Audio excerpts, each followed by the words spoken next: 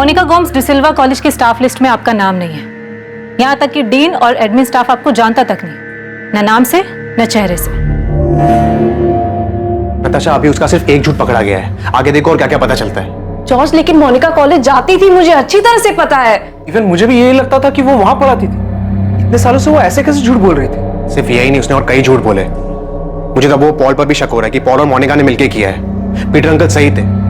अब तो मुझे भी यकीन हो गया कि सारी डेथ नेचुरल डेथ नहीं थी। आई एम श्योर उनसे कुछ गलती हो रही है। मतलब गलती कॉलेज स्टाफ की कि वो आपको नहीं पहचान रहे? नहीं, कॉलेज नहीं, गलती नताशा और जॉर्ज कर रहे हैं। मैंने कभी उनसे कहा ही नहीं कि मैं डिसिल्वा कॉलेज में प्रोफेसर हूँ। पता नहीं गलती कर रहे हैं या फिर जानबूझकर झूठ बोल रहे हैं। मैं डिसिल्वा कॉलेज जाती हूँ, लेकिन पढ़ाने के लिए नहीं, अपने काम से। अपने काम से मतलब? मैं पढ़ने जाती हूँ। तो अब आप कह रही हैं कि आप डिसिल्वा कॉलेज की स्टूडेंट हैं? नहीं, मैंने ये नहीं कहा। मैं तो ऑलरेडी ग्रेजुएट हूँ। पढ़ने का शौक है, इसलिए डिसिल्वा कॉलेज की लाइब्रेरी जाती हूँ। इनफैक्ट वही नहीं, और भी लाइब्रेरीज जाती हूँ। तो मिस्टर पॉल, आप भी यही कह रहे हैं कि आपको पता नहीं था कि मोनिका डिसिल्वा कॉलेज में पढ़ाती है? एक्चुअली सर, मुझे लगता था कि वो वहाँ पढ़ाती है, लेकिन उसने सामने से कभी कहा नहीं कि वो उस कॉलेज में प्रोफेसर है। और जब मैंने पूछा तो उसने बताया कि वो वहाँ सिर्फ लाइब्रेरी में पढ़ने जाती है। वो सही बोल रही हैं। हमारे लाइब्रेरी में मिसेस गायत्री कुंदनकर ने बताया कि मोनिका यहाँ लाइब्रेरी में रेगुलरली आती है। मिस्टर रसल, मोनिका ना तो स्टाफ में है ना स्टूडेंट है, फिर भी वो पिछले 15 सालों से रेगुलर यहाँ आ रही है। वो ऐसे कॉलेज में लाइब्रेरी में एंटर कैसे हो सकती है? आप लोगों ने अलाउ कैसे किया? मैं खुद ये सुनकर हैरान हूँ इंस्पेक्टर। अजीब बात है, मतलब कैसे कोई ऐसे झूठ बोल सकता है कि वो यहाँ टीचर है, और क्यों, जबकि उसका इस कॉलेज से कोई लेना देना ही नहीं। क्यों? मोनिका ने क्यों झूठ बोला कि वो डिसिल्वा कॉलेज में केमिस्ट्री की प्रोफेसर है? इन्वेस्टिगेट कर रही टीम को यह समझ में नहीं आ रहा था कि मोनिका के इस तरह से झूठ बोलने का कारण क्या था। क्या इन्वेस्टिगेशन में इस क्यों का जवाब मिलने वाला था? इन 6 मौतों को अब मर्डर की तरह से देखा जाने लगा था। सर, मुझे तो यही लगता था कि वो यहाँ पर पढ़ाती है। काफी टाइम से मैंने उसका आईडी कार्ड भी नहीं चेक किया था। वो रेगुलरली यहाँ आती थी। अगर मुझे पता होता कि उसका इस कॉलेज से कोई लेना देना नहीं है, तो मैं उसे अंदर घुसने भी नहीं देती थी। आपने आखिरी बार उसका आईडी कब देखा था? सर, याद नहीं है, काफी पुरानी बात है। पर हाँ, मुझे इतना याद है कि उसके पास स्टाफ का एक आईडी कार्ड था।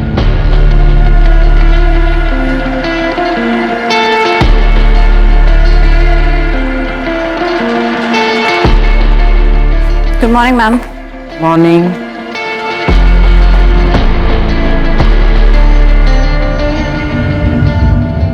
आपके पास उन किताबों की लिस्ट है जो उसने यहाँ से इशू करवाई हो और अपने घर लेके गई हो? वो कोई भी किताब अपने घर नहीं ले जाती थी। जो भी किताब पढ़ती थी वो यहीं पर पढ़ती थी। बल्कि मैंने उसे 1-2 बार कहा भी था, मोनिका, मैंने देखा है तुम किताबें यहीं पर बैठकर पढ़ती हो, घर क्यों नहीं ले जाती? आराम से पढ़ लिया करो ना। मैडम, मुझे कोई भी काम अधूरा छोड़ना पसंद नहीं है, इसलिए यहीं पे पढ़ लेती हूँ। और वैसे भी घर पे और भी बहुत सारे काम होते हैं। मुझे भी ये समझ में नहीं आ रहा है कि ये हो कैसे सकता है। वो लाइब्रेरी में आती है, यहाँ तक कि हमारी सिक्योरिटी भी नहीं रोकती उसे यहाँ आने के लिए। उन्हें भी ये लगता है कि वो यहाँ पढ़ाती है। साहब, वो मैडम तो मेरे यहाँ पे नौकरी लगने से पहले से आती हैं, सब जानते हैं उन्हें साहब। कभी आई कार्ड चेक किया तुमने उनका? साहब, जिन टीचर को रोज आते जाते देखते हैं, उनसे आईडी कार्ड कैसे मांगेंगे साहब?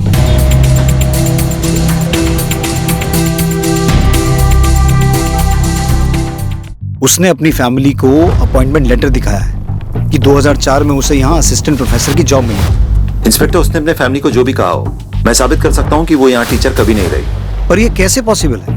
वो इतने आराम से कॉलेज में घुस जाती है, कोई उसका आई कार्ड चेक नहीं करता है, और ये काम वो पिछले 15 सालों से कर रही है।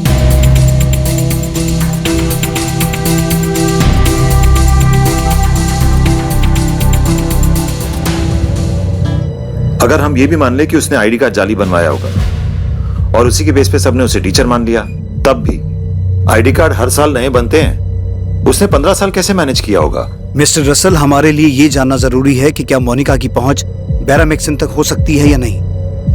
लेकिन जब वो इतने सालों से आपके कॉलेज में, लाइब्रेरी में खुलेआम घूम सकती है, तो वो आपकी केमिस्ट्री लैब में भी जा सकती है, और वहां से बैरामेक्सिन लेकर लैब से, कॉलेज से बाहर भी जा सकती है। ये इम्पॉसिबल है इंस्पेक्टर। बैरामेक्सिन एक रेस्ट्रिक्टेड केमिकल है, लैब में भी सिर्फ एक्सपेरिमेंट्स में यूज होता है, वो भी कड़ी निगरानी में। मुझे आपके लैब इंचार्ज और लैब टेक्नीशियन से मिलना है। बैरामेक्सिन? इसका नाम मैंने पहली बार तब सुना था जब फिलिप की डेथ हुई थी। पुलिस ने बताया था मुझे कि उसने बेरामैक्सिन लिया था और ये एक तरह का जहर होता है। आज तक इससे ज्यादा मुझे बेरामैक्सिन के बारे में नहीं पता। सचमुच? जी सचमुच। ये एग्जैक्टली है क्या? मैंने कभी नहीं देखा। I don't know. आप वाकई इतने अनजान हैं, फिर अनजान बनने का नाटक कर रहे हैं। आप तो मुझे अच्छे से जानती भी नहीं है, फिर ऐसा क्यों सोच रही है मेरे बारे में? आप चाहे तो आराम से अंदर बैठ के बात कर सकते हैं। कॉफी पियेंगी आप? बेरामैक्सिन कहाँ से मिला? डिसिल्वा कॉलेज से ना, इसलिए आप अक्सर वहां जाया करती थी, राइट? मैंने कहा ना, मुझे नहीं पता ये बेरामैक्सिन क्या होता है, कहाँ से आता है। मुझे साइंस में इंटरेस्ट है, लेकिन सिर्फ लर्निंग के प्रोसेस से। वैसे ये बेरामैक्सिन होता क्या है? इंस्पेक्टर, ये हमारे लैब टेक्नीशियन हैं, दीपक मंदार, बीरेन चैटर्जी। ये दोनों 1999 से यहाँ काम कर रहे हैं। यहाँ स्टूडेंट्स जो केमिकल यूज करते हैं एक्सपेरिमेंट्स के लिए, आप उसके इंचार्ज हैं? Yes sir. सर हम बहुत सावधानी बरतते हैं सर। बेरामैक्सिन जैसे रेस्ट्रिक्टेड केमिकल का तो बहुत ध्यान रखते हैं। सर हम सब चेक करते हैं, क्या एक्सपेरिमेंट है और कितनी मात्रा में केमिकल लगेगा सब। और सर जब हम लोग भी ड्यूटी से वापस घर जाते हैं तो सिक्योरिटी हमें भी चेक करते हैं। इंस्पेक्टर, मैं भी आपको यही बता रहा था कि ये पॉसिबल नहीं है। आप दोनों मोनिका गोम्स को जानते हैं? लाइब्रेरी में कई बार मुलाकात हुई है उनसे, कई बार बातें भी हुई हैं। मैं भी मिला हूँ सर उनसे कई बार, पर मुझे ये नहीं पता था कि वो केमिस्ट्री पढ़ाती है। मुझे लगा किसी और डिपार्टमेंट में। मोनिका से बेरामैक्सिन को लेकर कोई बात हुई है?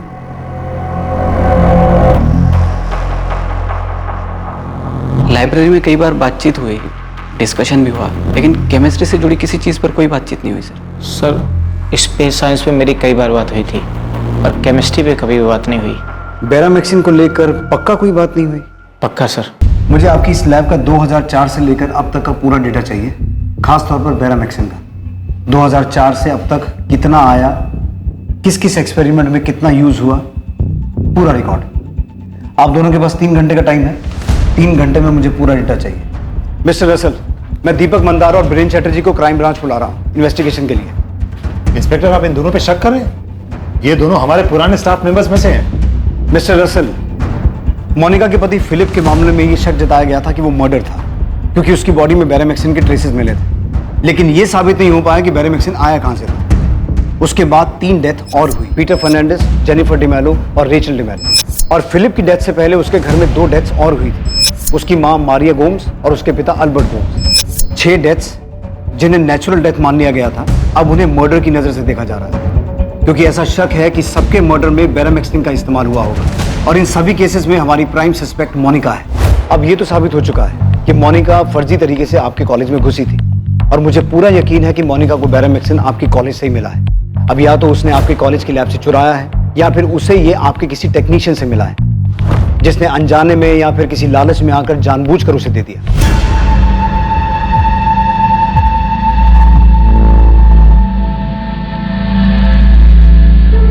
जानबूझकर दिए जाने के चांसेस ज्यादा हैं, क्योंकि मैं मोनिका को ज्यादा तो नहीं जानता, लेकिन इतना समझ गया हूं कि वो बहुत शातिर औरत है। उससे उगलवाना मुश्किल होगा, इसलिए हमें आपकी मदद की जरूरत पड़ेगी, और मैं उम्मीद रखता हूं कि आप कोऑपरेट करेंगे।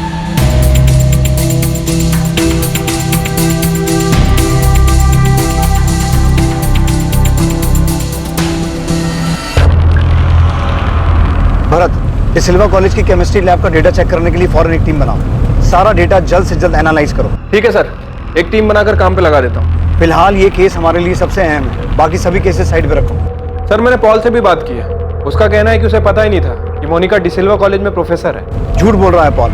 उसकी 6 साल की बेटी और वाइफ भी मरी है। उससे हमें सिर्फ मोनिका के बारे में नहीं, बल्कि ये भी पूछताछ करनी है कि इस सब में उसका क्या रोल है।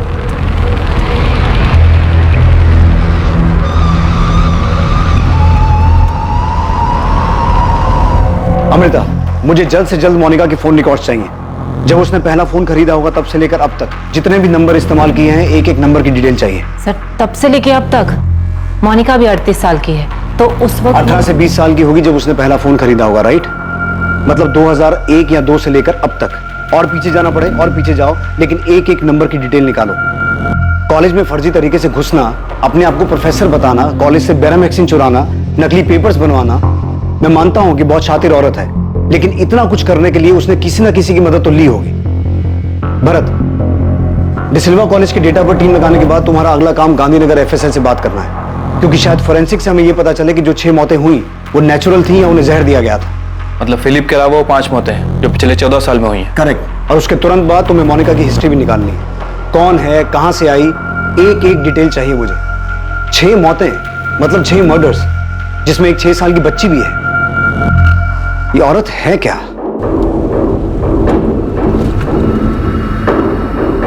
सर, अब मैं यकीन से कह सकता हूं कि जॉर्ज का मोनिका पे शक गलत नहीं है, और पीटर फर्नांडिस का शक भी सही था। उसने बहुत कोशिश की, लेकिन शायद हमारी ही टीम से कहीं ना कहीं चूक हो गई, वरना जेनिफर डिमेलो और रेचल डिमेलो को बचाया जा सकता था। अब सर उन्हें बचा तो नहीं पाए, लेकिन न्याय तो दिलवा सकते हैं। और सर उसके लिए हमें Maria Gomes, Albert Gomes, Peter Fernandes, Jennifer D'Mello और रेचल डिमेलो की बॉडी को ग्रेव से बाहर निकालना होगा। तुम्हें लगता है एफएसएल को इन डेड बॉडी से कुछ हाथ लगेगा? क्योंकि आखिरी बॉडी 4 साल पहले और पहली 14 साल पहले दफनाई गई थी। सर, मैं यकीन से कह सकता हूं कि उन 6 लोगों की डेथ नेचुरल डेथ नहीं थी, बल्कि मर्डर्स। मैं जानता हूं ये काफी चैलेंजिंग होगा, लेकिन फिर भी लेट्स डू इट। तुम गड़े मुर्दे उखाड़ते और हम उस मुर्दे में जो कुछ बचा हुआ होता है उससे उसका पूरा इतिहास निकाल लें। डेड बॉडी निकालने की परमिशन के बाद मुझे बॉडीज निकालते वक्त आपकी टीम की जरूरत पड़ेगी। इन्फॉर्म कर देना, मेरी टीम वहां पहुंच जाएगी। मैं इस केस के ऊपर अभी मेरा काम शुरू कर देता हूं।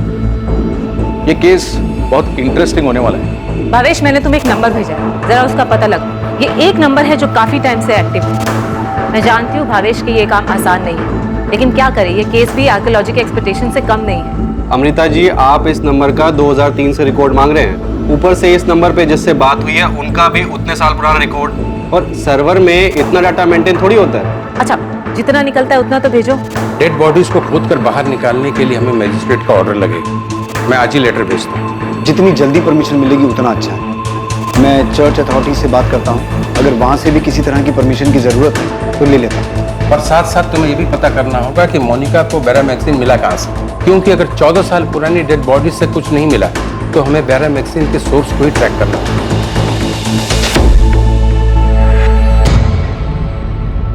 तो ये सब मर्डर ही थे ना सर? जॉर्ज, हम डिसिल्वा कॉलेज की केमिस्ट्री लैब का पिछले 15 साल से अब तक का रिकॉर्ड चेक कर रहे हैं, लेकिन ग्रेव्स में से डेड बॉडी को खोद के निकाल के उसमें से बैरामैक्सिन के बारे में पता करना आसान काम नहीं है। और अगर पता नहीं चल पाया कि जहर दिया गया था, तो फिलिप की डेथ के अलावा बाकी सबकी डेथ नेचुरल मान ली जाएगी। अगर इन डेड बॉडीज में से कुछ नहीं मिलता तो ये केस आगे नहीं बढ़ सकता, जब तक ये ना पता चले कि मोनिका को बैरामैक्सिन कहां से मिला। सर, लेकिन आपको ये तो पता चल चुका है ना कि मोनिका 15 साल से वो फेक आईडी से अपने आप को डिसिल्वा कॉलेज की टीचर बता रही थी। इसका मतलब ये होता है कि औरत फ्रॉड है। सर, मुझे तो ये भी यकीन हो गया है कि डैड की जो विल मोनिका ने पीटर अंकल को लाकर दी थी वो भी फेक थी। सर, डैड के विल को हम कोर्ट में चैलेंज करने ही वाले थे। फिलिप की डेथ हो गई, इसलिए हम दोनों ने अपनी मर्जी से सब कुछ मोनिका को दे दिया, और उसने अपने नाम पे सब कुछ ट्रांसफर करवा भी लिया था।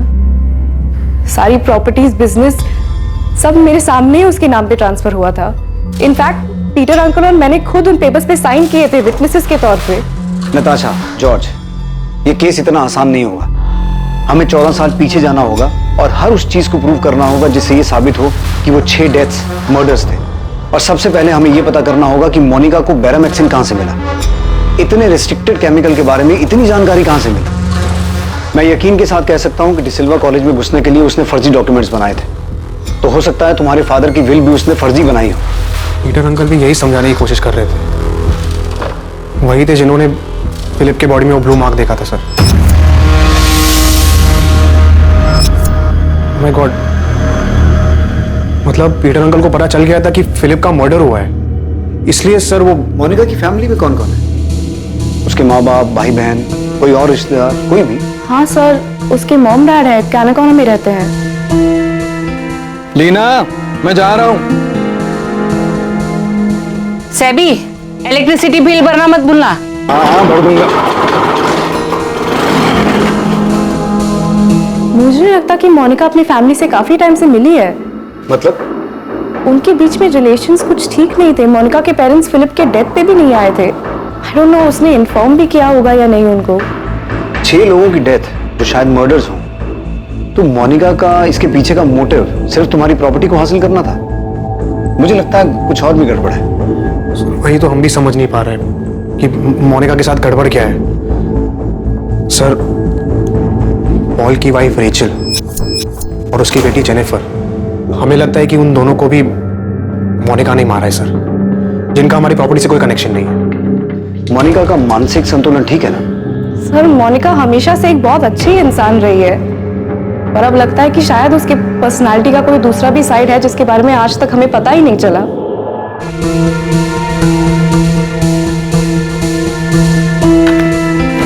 क्या हुआ पॉल?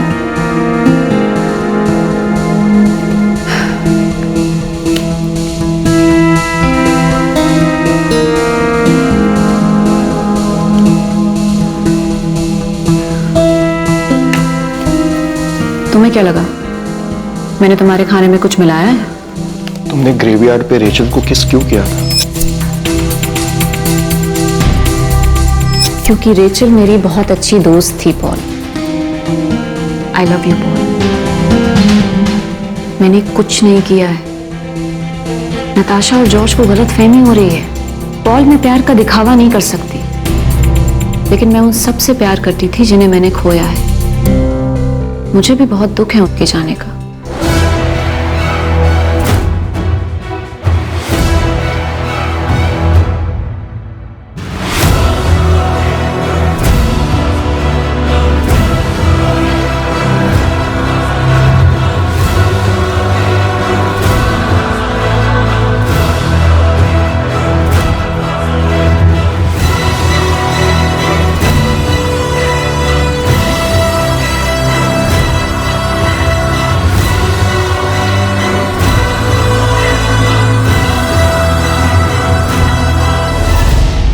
क्राइम ब्रांच की स्पेशल टीम डिसिल्वा कॉलेज की केमिस्ट्री लैब का 2004 से अब तक का डेटा बहुत बारीकी से जांच रही थी कि बेरामैक्सिन कब कितनी मात्रा में आया और कहां-कहां इस्तेमाल हुआ।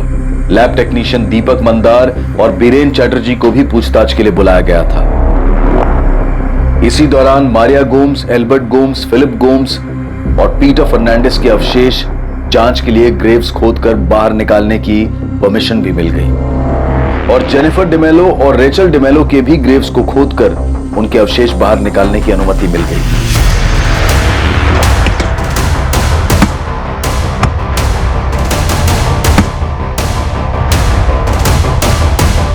सर, मोनिका के भी रीसेंट फोन रिकॉर्ड से पता चला है कि मोनिका के अपने फैमिली मेंबर नताशा और जॉर्ज के अलावा एक प्रशांत कदम नाम के आदमी से लगातार बातचीत रही है। एक ही नाम मिला है? जी सर। बहुत चालाक औरत है। एनीवे, प्रशांत कदम कौन है? सर पॉलिटिकल वर्कर है कलंगुट से। प्रशांत बहुत पॉलिटिकल वर्कर है, कलंगुट में पार्टी का काम देखता है, सॉलिड आदमी है, अच्छी पहुंच है उसकी।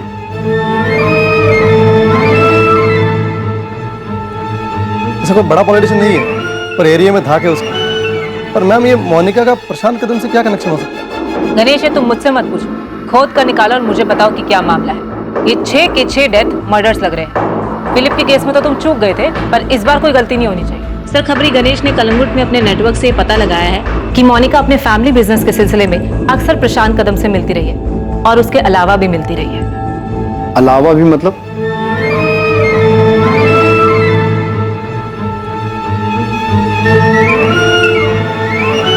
सर, एक्चुअली कलंगुट में प्रशांत कदम का एक छोटा सा होटल है। सालों से मोनिका और प्रशांत वहां मिल रहे हैं। अब मोनिका को उठाकर पूछेंगे तो जाहिर सी बात है वो कहेगी ये बिजनेस मीटिंग थी, भले ही उसके प्रशांत कदम के साथ अवैध शारीरिक संबंध रहे। लेकिन हमारा उसकी पर्सनल लाइफ में कोई इंटरेस्ट नहीं है। लेकिन हमारे लिए ये जानना जरूरी है कि प्रशांत कदम उन 6 लोगों की डेथ या उनके मर्डर्स के बारे में कितना जानता है। उसे उठाकर सीधा सवाल करे तो? सीधा उठाकर सवाल पूछने की बजाय कोई दूसरा रास्ता ढूंढना होगा।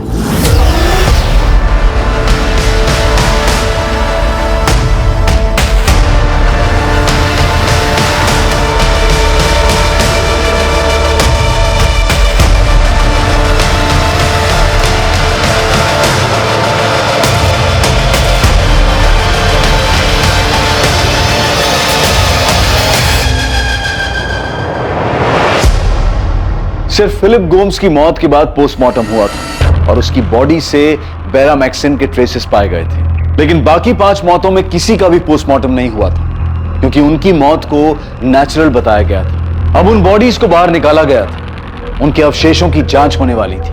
क्या इस जांच में कुछ सामने आने वाला था जिसकी पुलिस को उम्मीद थी? क्या इन सभी को भी जहर देकर मारा गया था? फोरेंसिक टीम के लिए भी इन सभी सवालों के जवाब ढूंढना आसान नहीं था। प्रफुल्ल, तुम अच्छी तरह जानते हो कि इतने सालों के बाद डेड बॉडी के नाम पर हमें सिर्फ कुछ हड्डियां, कुछ स्केलेटन मिलने वाली थी, और वही हुआ। लेकिन अच्छी खबर यह है कि हम उनका डीएनए हासिल करने में कामयाब हुए। अब उसी से हमें एनालिसिस करना होगा, उसी से पता करना होगा कि जहर दिया गया था या नहीं। मुश्किल है, यहां पर नामुमकिन नहीं। गिरीश जी, आपने कहा नामुमकिन नहीं है, मतलब मुमकिन है। पता चल सकता है कि इनको जहर दिया गया था। इनकी मौत भी बैरामिक्सिन की वजह से हुई है। एग्जैक्टली। लेकिन मुझे थोड़ा टाइम दो, टेस्ट बहुत कॉम्प्लिकेटेड होने वाली है, लेकिन हम जरूर पता लगा लेंगे कि जहर दिया गया था या नहीं। थैंक यू गिरीश जी, आप टाइम लीजिए, लेकिन जितना जल्दी हो सके रिपोर्ट दीजिए प्लीज। सर, आप बार बार हमें यहाँ बुला लेते हैं। हमें जो पता था हम आपको सब बता चुके हैं। अब सर बार बार परेशान करने से हम आपको कुछ नया तो बता नहीं देंगे। सर, हमने सच में कुछ नहीं किया है सर। हमको नहीं मालूम मोनिका को किसने बैरामैक्सिन दिया, कहाँ से दिया, कुछ नहीं मालूम सर। लेकिन हमें तो कुछ और ही पता चला है। बैठो। वैसे आप लोगों को पता है ना कि हमारी एक टीम आपकी लैब का 2004 से लेकर अब तक का बैरामैक्सिन का रिकॉर्ड चेक कर रही थी। उसमें ये सामने आया है कि 2005, 2007, 2010, 2012, 13 और 2015 में आपकी लैब से बैरामैक्सिन गायब हुआ है। और ये वही 6 साल हैं जब गोम्स फैमिली और डिमेलो फैमिली में डेथ्स हुई थी। मैं बिल्कुल नहीं मान सकता सर। सर, बैरामैक्सिन लैब से आज तक गायब हुआ ही नहीं है। हुआ है, और हमें यह भी पता है कि कब हुआ और कितना हुआ। हमें तो यह भी पता चला है कि मोनिका को कैसे पता चला कि कितनी मात्रा में बैरामैक्सिन देना है जिससे दिल का दौरा तो पड़े लेकिन जांच में सामने ना आए।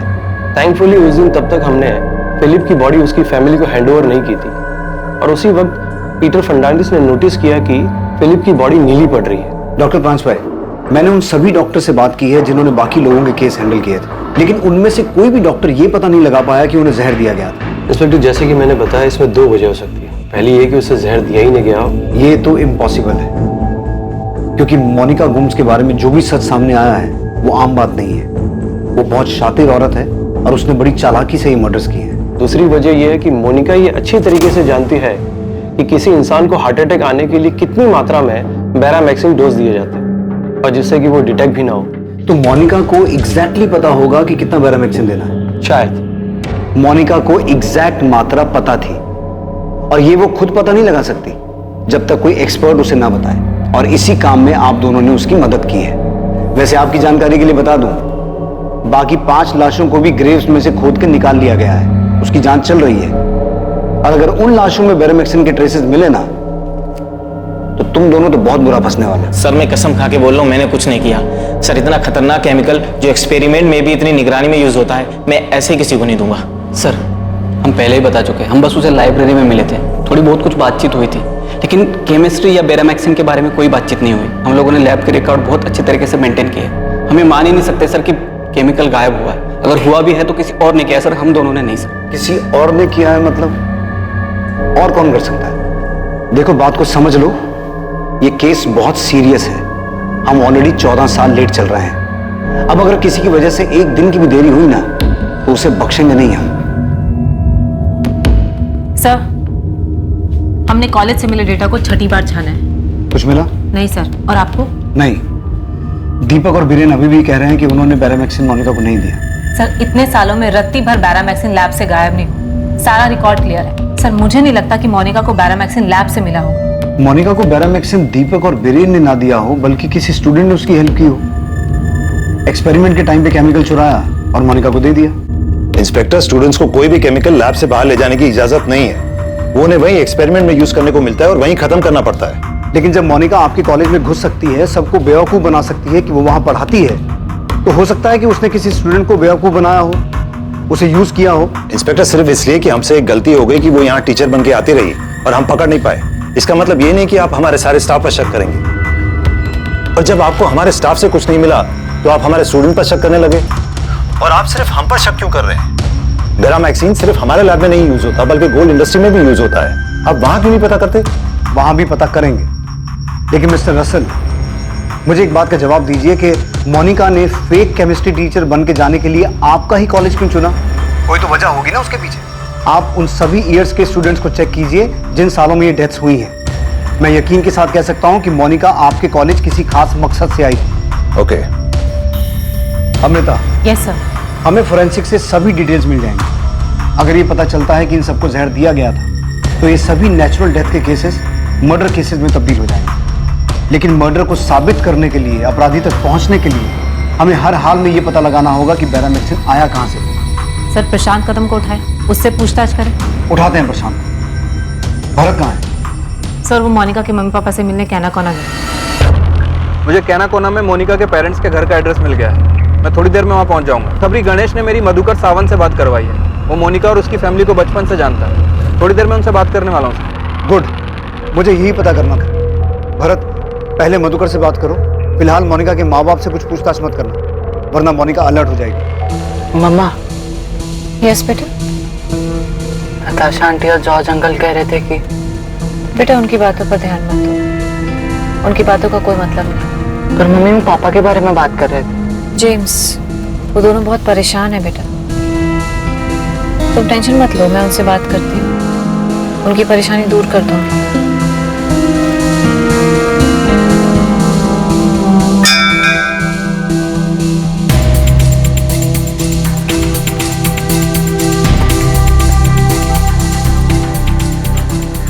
मोनिका, जेम्स को घर का रास्ता पता है, वो खुद घर वापस आ सकता है। नताशा, जेम्स मेरा भी बेटा है। फिलिप की हेल्थ और उसके पीने की आदत की वजह से हमने डिसाइड किया था ना कि वो तुम्हारे साथ रहेगा।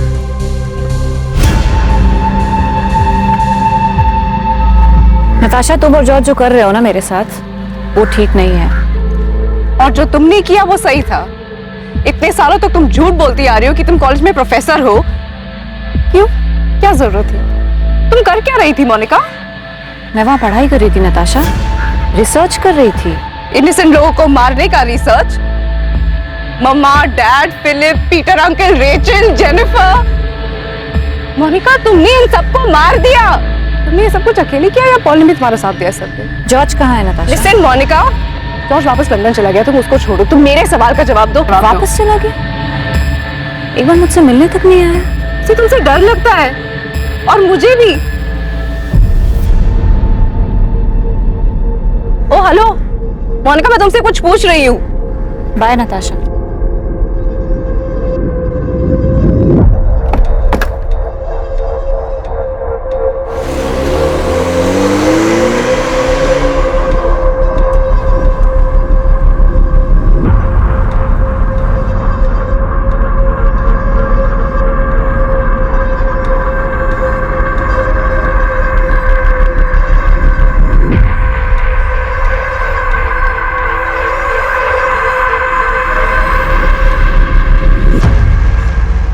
हाँ, जानता हूँ मोनिका, कई साल से जानता हूँ। तो चलो फिर तुमसे कुछ पूछताछ कर लेते हैं। इस बारे में काफी टच में हूँ मोनिका, तो जानते ही होगे किस बारे में बात करनी। वैसे तुम्हारे पार्टी प्रमुख से बात हो गई। अगर इस सब में तुम्हारा कोई हाथ है तो हम तुम्हें अरेस्ट कर सकते हैं। चलो। प्रशांत कदम बहुत कुछ जानता था। इस मामले में उसकी भूमिका होने के भी काफी आसार थे, पर बावजूद इस सब के उसे तोड़ना पुलिस के लिए आसान नहीं था। दूसरी तरफ कैनाकोना में पुलिस मधुकर सावंत से मोनिका के अतीत के बारे में बहुत कुछ सनसनीखेज जानने वाली थी। आइए मधुकर।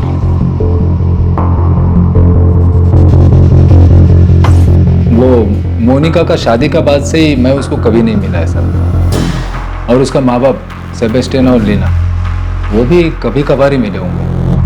मधुकर जी, हमें एक मामले में मोनिका गोम्स पे शक है और इसी वजह से मैं यहाँ तक आया। ये गणेश बताया मेरे को। सब मधुकर जी बता रहे थे कि बड़ी अजीब हिस्ट्री है इस मोनिका गोम्स की। कैसे हिस्ट्री? साहब वो स्कूल के टाइम से ही बहुत लफड़ा करती थी, अजीब बर्ताव था उसका। पैसे कहाँ हैं? पैसे कहाँ हैं मोनिका? मुझे नहीं पता, मैंने नहीं लिया। मोनिका, तू झूठ बोल रही है ना? मैंने तुझे देखा, पर्स के आजू बाजू में डेस्क के पास तू घूम रही थी। मैंने तुझे पूछा ना कि तू क्या कर रही है, तूने क्या बोला मुझे? कि तू भूख ढूंढ रही है। तूने मुझे झूठ बोला ना? मोनिका, सच बोलना, तूने चुराए पैसे? मोनिका की चोरी की आदत के कारण वो हर रोज ही सेबेस्टियन से मार खाती, और ये बात पूरे कॉलोनी को पता थी। अपने फादर के पर्स से पैसे चुराने की आदत को आप उसकी क्रिमिनल हिस्ट्री बता रहे हैं? सिर्फ पर्स से पैसा चुराने का बात नहीं है ना सर, वो स्कूल में एक लड़की का ज्वेलरी भी चुराया था उसने। स्कूल ने सेबेस्टियन को बुलाया भी था। उस रात तो सेबेस्टियन ने बहुत मारा था। क्यों मोनिका, क्यों करती है सब? अरे कितनी शर्म आई मुझे सबके सामने जब तूने मेरी बेइज्जती करवाई। अरे सुधरती क्यों नहीं है? सैवी बस करो। लीना तू घर छोड़। इतना मार दो इसने का। अरे आज मैं इसको ऐसा सबक सिखाऊंगा ना, सेबेस्टियन चोरी करने का सोचेगी भी नहीं। नहीं है सेबेस्टियन, उसको कितना लगा है देख। नहीं हाथ में चोट लगी है, उसका हाथ टूट गया है। अरे बहुत तो क्या कहां से सीखा ये सब? मोनिका मैंने प्लास्टर कर दिया है, इसे ठीक होने में टाइम लगेगा। सोते समय ध्यान रखने से दबाव मत पड़े और इसे खोलना मत। उस रात तो सेबेस्टियन ने मोनिका को इतनी बुरी तरह मारा तो उसका हाथ फ्रैक्चर हो गया। मोनिका क्यों करती है तू ऐसा? क्या जरूरत थी तुम्हें उस लड़के की ज्वेलरी चुराने की? हाँ देख बेटा, अब भी टाइम में सुधर जा, वरना बहुत पछताना पड़ेगा। मोनिका बेटा, हाथ कैसा है अब तेरा? पहले से दर्द कम है ना? ले हल्दी वाला दूध पी ले। उस रात मैंने और मेरी बीवी ने उसको बहुत समझाने की कोशिश की। देख बेटा, तेरा डैड बहुत ईमानदार आदमी है, उसूल का एकदम पक्का है वो। उसूलों की वजह से ही डैड गरीब है अंकल। अरे ऐसे नहीं बोलते, उसी की ईमानदारी की कमाई से तेरा घर चल रहा है ना? सिर्फ घर ही चल रहा है ना आंटी, 2 टाइम का खाना मिल रहा है बस। चोरी करना जुर्म है, क्राइम है, ये बहुत बुरी आदत है। अगर ये आदत तूने नहीं छोड़ी ना तो एक दिन तुझे। एक दिन मेरे पास बहुत सारा पैसा होगा अंकल, मैं बहुत अमीर बन जाऊंगी, जो चाहूंगी वो खरीद पाऊंगी, किसी के सहारे नहीं रहूंगी। तेरा डैड जो भी कर रहा है ना तेरे अच्छे के लिए कर रहा है। हमने उसको अपनी तरफ से बहुत समझाया, उसका माँ बाप ने भी उसको समझाया। देखकर ऐसा लगने लगा था कि वो सुधर गई, खास करके फिलिप से शादी के बाद। हालांकि सब लोग हैरान थे कि इतना अमीर घर का लड़का फिलिप को ये मिडिल क्लास लड़की मोनिका से प्यार कैसा हो। हाँ पर एक ऐसी शादी थी साहब जिससे सारा कॉलोनी खुश।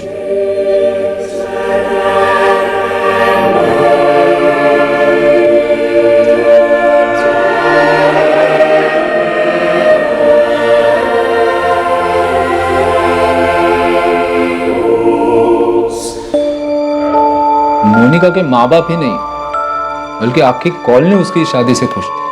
मधुकर जी, हमें पता चला है कि मोनिका काफी टाइम से अपने पेरेंट्स से मिलने नहीं गई और उसके पेरेंट्स भी काफी समय से मोनिका से मिलने नहीं आए, यहाँ तक कि फिलिप्स गोम्स की मौत हो जाने के बाद भी नहीं। ऐसा क्यों? इस बारे में मैं ज्यादा नहीं जानता सर। हाँ पर सेबेस्टियन ने अपनी लाइफ में कुछ चीजों को स्वीकार कर लिया था। देखना नहीं चाहती मतलब? मैं कुछ समझा नहीं। वो मुझसे और लीना से मिलना ही नहीं चाहती, उसे अब अपनी जिंदगी में हमारी कोई जरूरत नहीं। मरे और कितना पता नहीं, मुझे लगता था फिलिप से शादी के बाद वो बदल जाएगी, ठीक हो जाएगी, पर ऐसा कुछ नहीं हुआ। वो जैसी थी वैसे ही है। मेरी इकलौती बेटी, इकलौती औलाद अपने माँ बाप की शक्ल तक देखना नहीं चाहती। सेबेस्टियन ने कभी नहीं बताया कि मोनिका ने उनसे नाता क्यों तोड़ा। देखिए मधुकर जी, आप मोनिका और उसकी फैमिली को बचपन से जानते हैं। मैं आपसे सीधा एक सवाल पूछता हूँ, कुछ छुपाइएगा। मधुकर जी, क्या यह पॉसिबल है कि सेबेस्टियन और लीना को पता था कि उनकी बेटी मोनिका ने अपने ससुराल वालों को जहर देके मारा? मधुकर जी, मोनिका के पति के केस में साफ हुआ है कि उसकी बॉडी में जहर था। अभी साहब मेरे को सेबेस्टियन, लीना और मोनिका के बारे में जितना भी मालूम था ना मैंने आपको बता दिया। अब ये सेबेस्टियन और लीना उसके बारे में क्या जानता है क्या नहीं जानता है वो मेरे को नहीं मालूम।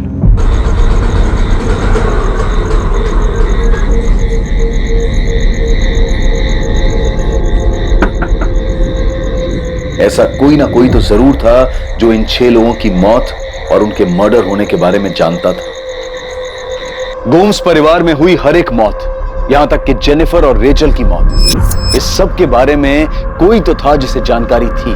14 सालों तक स्वाभाविक मौत के नाम पर छुपी इन 6 रहस्यमयी हत्याओं में से एक शातिर षड्यंत्र की बू आ रही थी और इस षड्यंत्र की जानकारी एक नहीं बल्कि कई लोगों को थी। बैरामैक्सिन, ये क्या होता है? मेरे को तो मालूम ही नहीं। तू मोनिका को 2003 से जानता है ना, जब वो शादी करके आई थी। मैं मोनिका से पहली बार अपनी कलंगुट वाली शॉप में मिला था, तब से ही दोस्ती है। दोस्ती से ज्यादा ही है। तुमने जो पता किया है वो सच है। हम दोनों का फिजिकल रिलेशन है, वो उसकी भी जरूरत है और मेरी भी, तो चल रहा है। पर उसने अपनी फैमिली में किसी का मर्डर किया है, ये बात मैं नहीं मान सकता। उसका अच्छा दोस्त है ना तू, तो ये भी जानता होगा कि मोनिका फर्जी आईडी बनाकर डिसिल्वा कॉलेज में केमिस्ट्री टीचर बनकर घूम रही। मेरे को इतना मालूम है कि उसे पढ़ने का शौक है। अब वो वहां स्टूडेंट है या टीचर ये मालूम नहीं। प्रशांत कदम, मोनिका अकेले इतनी बड़ी धोखाधड़ी और 6 मर्डर्स नहीं कर सकती। तो आपको क्या लगता है मैंने उसकी मदद की है? मैंने अपने एरिया केलंगूट में छोटे मोटे झगड़े किए हैं, बल्कि अब तो वो सब भी छोड़ दिए। मर्डर तो बहुत दूर की बात है। मेरे को इलेक्शन लड़ना है, नेता बनना है, मैं काहे को ये बेकार के झगड़ों में पड़ूंगा। दोस्त, नेतागिरी तो तू भूल जा, क्योंकि तू नहीं बताएगा तो भी हम पता तो करेंगे और तुझे तेरी असली जगह पर पहुंचाएंगे। जब मेरा कोई इन्वॉल्वमेंट ही नहीं है इसमें, तो मैं क्यों डरूं? करो आपको जो करना है। प्रशांत से हर दिन पूछताछ हो रही थी। पुलिस के सवाल उसका पीछा नहीं छोड़ रहे थे। हर दिन उसे पूछताछ के लिए पुलिस स्टेशन बुलाया जाता था। अलग अलग पुलिस वाले अलग अलग तरीके से उससे पूछताछ करते थे। आखिरकार प्रशांत कदम के टूटने के संकेत मिलने लगे थे। यकीनन प्रशांत कदम के पास पुलिस को देने के लिए ढेरों जानकारियां थी, पर वो पुलिस के सामने घुटने नहीं टेक रहा था। दूसरी तरफ पुलिस लगातार मोनिका पर नजर बनाए हुए थी। पुलिस ने मोनिका पर 24 घंटे निगरानी रखी थी।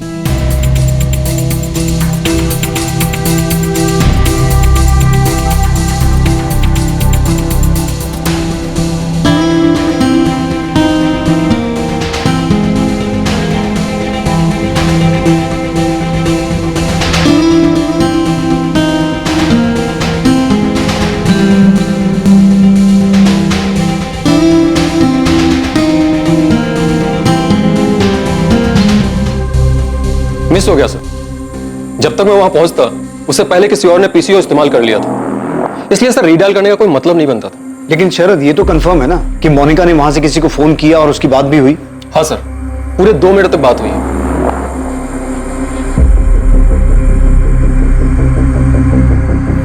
मोनिका ने 1:30 पे कॉल किया था। सर ये है उस पीसीओ का नंबर जहां से उसने कॉल किया था। अमृता, इस लैंडलाइन नंबर के कॉल रिकॉर्ड्स मंगवाओ। ये जानना बहुत जरूरी है कि उसने किसको कॉल किया था। जी सर। पर भाऊ, इसमें मेरा कोई हाथ नहीं है। मैंने कोई बैरामैक्सिन या ऐसा कुछ भी सप्लाई नहीं किया है। देख प्रशांत, तू पार्टी मेंबर है और इस औरत पे पुलिस को 1 नहीं 6 मर्डर का शक है। ऐसा नहीं हो कल पार्टी को इसकी या तेरी वजह से। भाऊ, ऐसा कुछ नहीं होगा। मेरा ये मर्डर में कोई हाथ नहीं है। तो जिसमें भी तेरा हाथ है, तूने उसकी जो भी जिस भी तरह की मदद की है, जाके पुलिस को बता दे। मेरी बात तो सुनो। मैंने उसको थोड़ी मदद की है, लेकिन मुझे नहीं पता था कि उसने ये सब। प्रशांत, मेरे को सुनाने का मतलब नहीं है। तुझे जो बताना है, जो कहना है, पुलिस को जाके कह। पुलिस के लिए ये एक बड़ी सफलता होने वाली थी कि प्रशांत बयान देने और सच बताने के लिए तैयार हो गया था। वो जुर्म जिसकी शुरुआत 14 साल पहले हुई थी, अब अपने असली चेहरे के साथ सामने आने वाला था।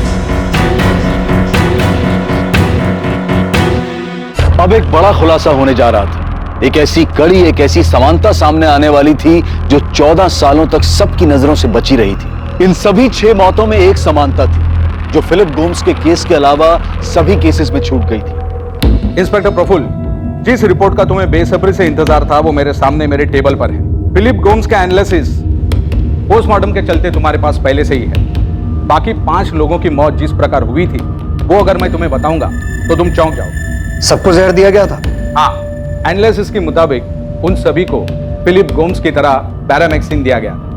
Maria Gomes, Albert Gomes, Peter Fernandes, 6 साल की बच्ची जेनिफर और उसकी मां रेचल डिमेल, इन सभी को बैरामैक्सिन दिया गया था, जिसकी वजह से उन्हें हार्ट अटैक आया, जिसकी मात्रा इतनी कम थी कि डॉक्टर भी उसे पहचान नहीं पाए और उन्हें डेड डिक्लेयर कर दिया। और इस तरह सारे मर्डर्स एक नेचुरल डेथ बन गए।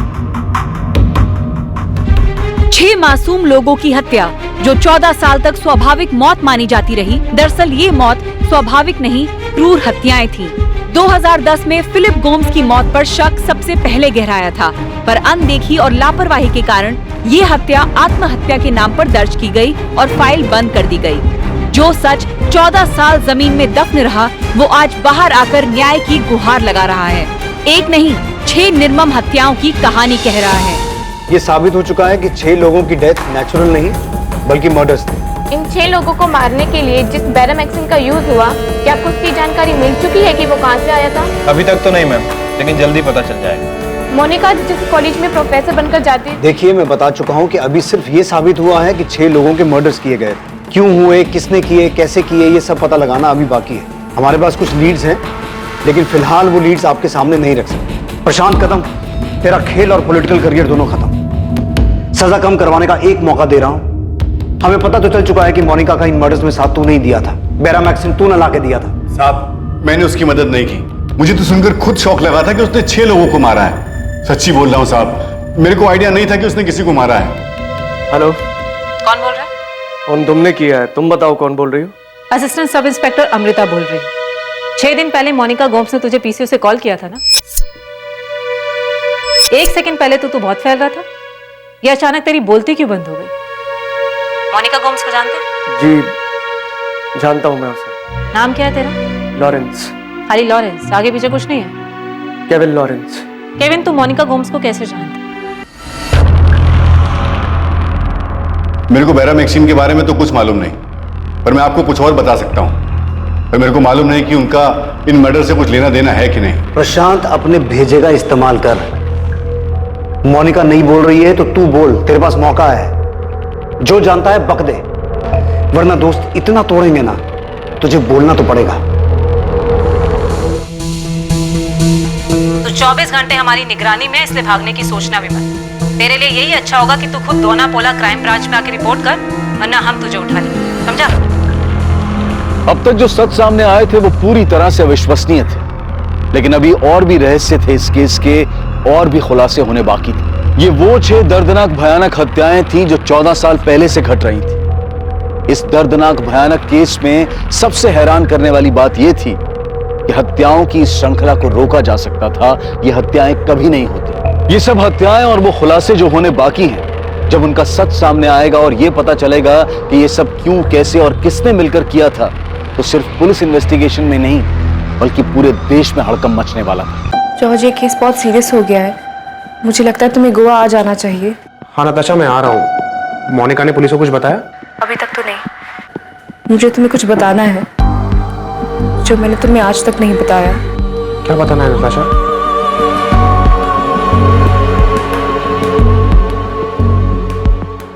आपको याद दिला दें, पॉल डिमेलो की 6 साल की बेटी जेनिफर और बीवी रेचल डिमेलो भी इस निर्मम हत्याकांड की शिकार हैं। हमने मोनिका के पिता सेबेस्टियन एंड्रू और मां लेना एंड्रू से बात करने की बहुत कोशिश की, पर वो बेहद शर्मिंदा हैं। उन्होंने अपनी बेटी मोनिका के बारे में बात करने से साफ इनकार कर दिया है। मोनिका, बचने का कोई रास्ता नहीं है। तुम्हारे लिए यही अच्छा होगा कि अपना जुर्म कबूल कर लो। इन 6 मर्डर्स में और कौन कौन इन्वॉल्व था तुम्हारे साथ? क्या पॉल भी तुम्हारे साथ था? सर मैंने कुछ नहीं किया है। अरे सर, मुझे आइडिया भी नहीं था ये सब मोनिका ने किया है। सर प्लीज बिलीव मी, देखो मैंने कुछ नहीं किया है। देखो मोनिका, तुम्हारा जुर्म सामने आ चुका है, इसलिए अब चुप रहने का कोई फायदा नहीं। क्यों मारा तुमने इन सबको?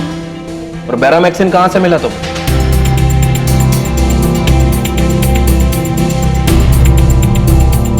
साहब, मेरे को बेरामैक्सिन के बारे में तो कुछ मालूम नहीं, पर मैं आपको कुछ और बता सकता हूं। पर मेरे को मालूम नहीं कि उनका इन मर्डर से कुछ लेना देना है कि नहीं। प्रशांत की तरह केविन भी पुलिस से काफी कुछ छुपा रहा था, और ऐसा भी कुछ था जो नताशा जानती थी, पर उसने वो आज तक किसी को नहीं बताया। मुझे तुम्हें कुछ बताना है जो मैंने तुम्हें आज तक नहीं बताया। क्या बताना है नताशा? मैंने कुछ नहीं किया है और ना ही किसी का मर्डर किया है। मोनिका, झूठ बोलने से कोई फायदा नहीं है। प्रशांत कदम हमारी कस्टडी में है और केविन लॉरेंस तक भी हम पहुंच चुके हैं, और बाकी के उन सभी लोगों तक पहुंच जाएंगे जिन्होंने तुम्हारी मदद की है। मुझे तो आइडिया भी नहीं, ये सब मोनिका ने किया, और उसने ऐसा क्यों किया और कैसे किया मुझे सच में नहीं पता। प्लीज बिलीव मी मैम, मैं सच कह रहा हूं। इम्पॉसिबल पॉल, उसने 6 लोगों को जहर देकर मार डाला, जिसमें तुम्हारी 6 साल की बेटी जेनिफर और तुम्हारी बीवी रेचल भी थी। मैं सच बोल रहा हूँ मैडम, और हाँ, मुझे उस वक्त किसी पर भी शक नहीं हुआ क्योंकि मेरी बेटी जेनिफर को सांस लेने में प्रॉब्लम हो रही थी, इसलिए हम उसे हॉस्पिटल लेकर गए। उसका दम घुट रहा था और वहां डॉक्टर या फिर किसी और ने हमें ये नहीं बताया था कि उसे जहर दिया गया। डॉक्टर क्या हुआ जेनी को? मुझे देखना उसे। आई एम सॉरी, हम उसे बचा नहीं पाए, उसकी सांस रुक चुकी थी। डॉक्टर, आप एक और बार जेनी को चेक कर लीजिए ना प्लीज, हो सकता है आपको। Paul, she is no more. Hospital लाने से पहले ही उसकी डेथ हो चुकी थी। अगर मेरी बेटी जेनिफर का मर्डर हुआ था या फिर उसे जहर दिया गया था तो ये बात डॉक्टर को डेफिनेटली पता चलती। जो बात डॉक्टर को पता नहीं चली वो मुझे कैसे पता चलती? और जब से इन सब के बारे में पता चला है मैं खुद शॉक्ड हूं। अब तो मुझे मोनिका से डर लगने लगा। 1.5 साल में तुम्हारी बेटी और बीवी दोनों की मौत हो जाती है, तुम्हें उसमें कुछ भी अजीब नहीं लगता? क्योंकि तुम झूठ बोल रहे हो। हमें पता है क्यों, क्योंकि तुम्हारा और मोनिका का अफेयर चल रहा था, इसलिए हम दोनों ने मिलकर सबको मार डाला। ये सच नहीं है मैम। मेरे कजिन फिलिप के डेथ के बाद मैं मानता हूं कि मैं और मोनिका काफी क्लोज आ चुके थे, लेकिन हमारे बीच में अफेयर जैसा कुछ नहीं था। और मोनिका ने रेचल की डेथ पर जो किया वो तो मैं सोच भी नहीं सकता। मुझे वो बात बहुत अजीब लगी और मैंने खुद मोनिका से ये सवाल भी किया। मोनिका, एक सवाल मेरे मन में बार बार आता है। क्या? कि मैंने रेचल के साथ कुछ किया है? रेचल की फ्यूनरल के वक्त तुमने उसे किस क्यों किया था?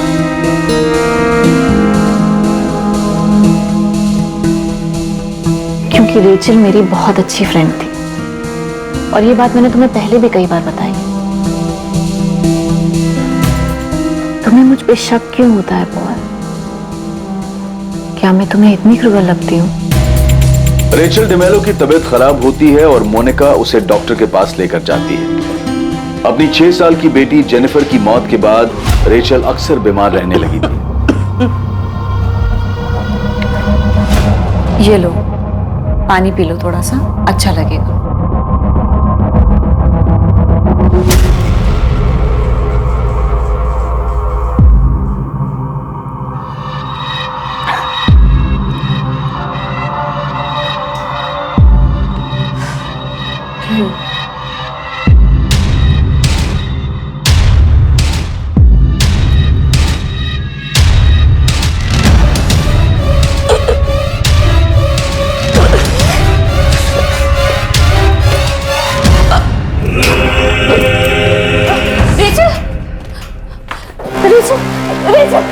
अगर मोनिका ने रेचल के साथ कुछ किया भी था तो ये बात आज सामने आई, लेकिन उस वक्त डॉक्टर को कुछ भी पता कैसे नहीं चला? अब आप बताइए मैडम, उस वक्त मैं किस पर शक करता और कैसे शक करता? एक दशक से भी ज्यादा लंबे समय के लिए जो सच जमीन के नीचे दफन थे, उसके अवशेष आज न्याय की मांग कर रहे थे। लेकिन पुलिस को इस बात का कोई सुराग नहीं मिला था कि मोनिका को बेरामैक्सिन आखिर मिला कहां से, जिससे इन 6 हत्याओं को अंजाम दिया गया था। क्या ये सारी हत्याएं मोनिका ने अकेले की थी या फिर कुछ और लोग भी थे जो उसके इस जुर्म में सहभागी थे? ये पता लगाना मुश्किल था क्योंकि मोनिका ने पूरी तरह से चुप्पी साध ली थी।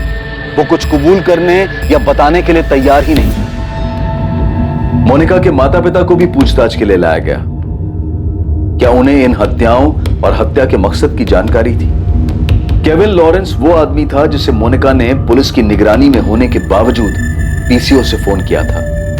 केविन लॉरेंस इन हत्याओं के बारे में क्या जानता था और मोनिका गोम्स ने केविन लॉरेंस को कांटेक्ट क्यों किया?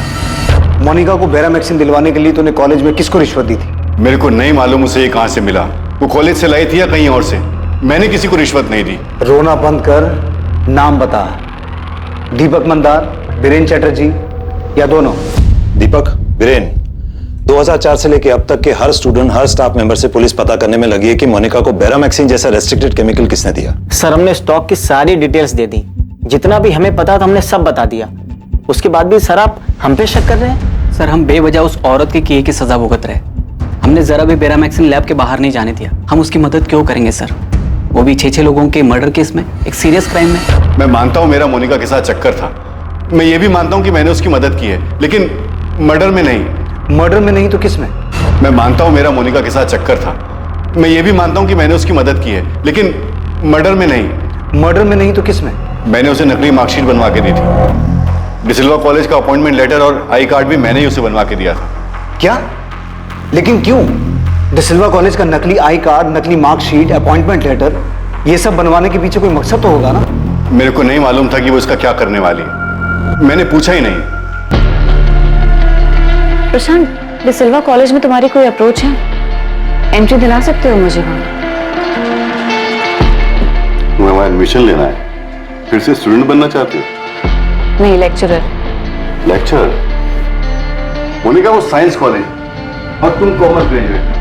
क्या करोगी वहां लेक्चरर बन के? तुम मुझे केमिस्ट्री की मार्कशीट दिलवा सकते हो? तुम्हें ये सब करना क्यों है? क्योंकि मैं केमिस्ट्री की लेक्चरर बनना चाहती हूँ, इसलिए।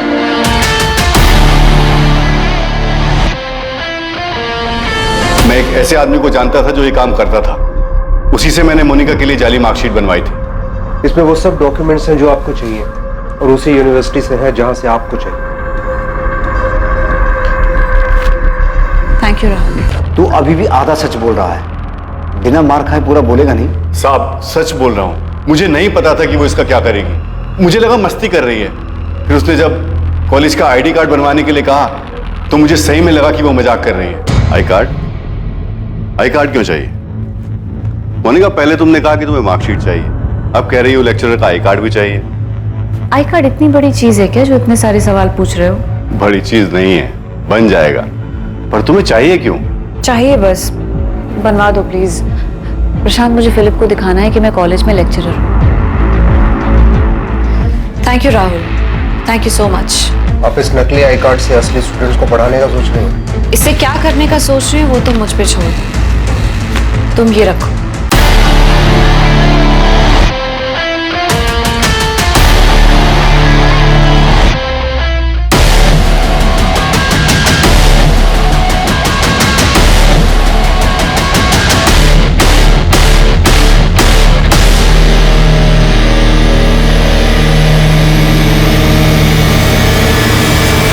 फिर 2005 में मोनिका के सास के मरने की खबर आई।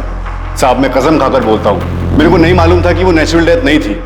मुझे तो खुद अभी पता चला कि वो मर्डर था। तूने ये तो बता दिया कि तूने कैसे नकली मार्कशीट और नकली आईडी बनाकर मोनिका को कॉलेज के अंदर घुसाया। अब इतने ही प्यार से ये भी बोल दे कि उसके लिए बैरामैक्सिन कॉलेज से बाहर कैसे लाया। देख, ये तो हो नहीं सकता कि तुझे मोनिका की सास के मर्डर के बारे में पता नहीं था। कसम से नहीं मालूम था। हाँ, इतना जरूर जानता था कि मोनिका अपनी सास से बहुत परेशान रहती थी। वो अक्सर उसके बारे में बोलती रहती थी। ये उन 14 सालों की उस षड्यंत्रकारी यात्रा की सिर्फ शुरुआत थी जिनमें बेहद भयानक हत्याओं को अंजाम दिया गया, जिन हत्याओं पर इतने सालों तक किसी को शक नहीं हुआ। पर सच ये है कि ऐसे बहुत सारे लोग थे जिन्हें इन हत्याओं की जानकारी थी, जो जानते थे कि मोनिका दुखी है अपनी सास से, अपने हालात से। लेकिन ऐसा कैसे संभव है कि किसी को संदेह नहीं हुआ?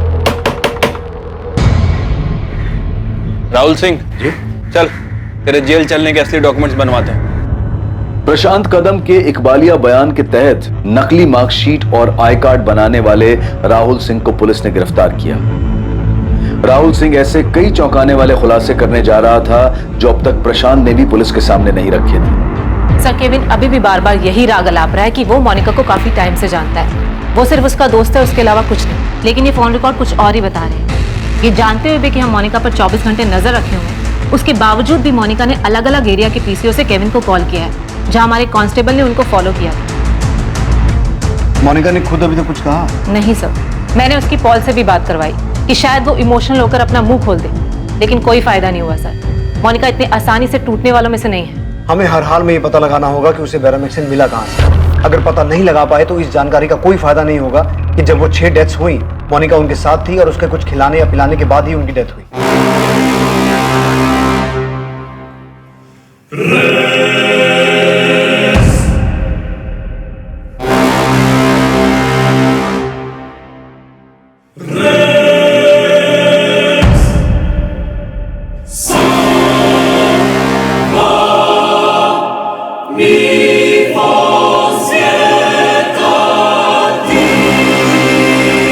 मुझे लगता है कि उसे पता है कि अगर हम ये साबित नहीं कर पाए कि उसे बैरामैक्सिन कहां से मिला, भले उसने वो जहर देकर उन सबको मारा हो, तो वो बच सकता। जब हम इस केस पर पकड़ बनाने की कोशिश कर रहे थे, मोनिका भी अपनी तैयारी कर रही थी। वो जरूर किसी से मिली है जिसने उसे अपना मुंह बंद रखने की सलाह दी है। मुंह बंद रखना, एक शब्द भी मत बोलना। उन्होंने डेड बॉडीज खोद कर निकाली है, उनसे कुछ मिल सकता है। वो इस बार इतनी आसानी से हार नहीं मानेंगे, जमीन आसमान एक कर देंगे। उन्हें पक्का कुछ न कुछ तो मिलेगा।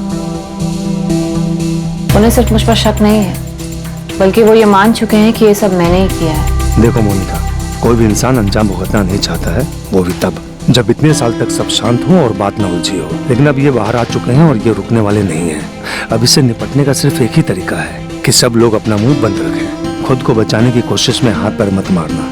सिर्फ एक काम करना है तुम्हें, मना करो, जस्ट डिनाई। और ऐसा सिर्फ तुम्हें नहीं, सब लोगों को करना होगा, तभी बच सकते हो। उसे जरूर किसी वकील से सलाह मिली। इन कॉल रिकॉर्ड्स में किसी वकील का नंबर मिला? नहीं सर। सर, राहुल सिंह ऐसा बहुत कुछ जानता है जो हमारे काम का हो सकता है। फर्जी मार्कशीट और आई कार्ड के पीछे प्रशांत ने बहुत कुछ छुपाया है। मतलब बैरामैक्सिन मोनिका को उसने ला के दिया था? बैरामैक्सिन नहीं सर, लेकिन प्रशांत को पता था कि मोनिका ने अपनी मदर इन लॉ का मर्डर किया है। सर मैंने मोनिका को फर्जी मार्कशीट, अपॉइंटमेंट लेटर और आईडी कार्ड बना के दिया था, पर यह सिलसिला यहां नहीं रुका। नहीं रुका मतलब?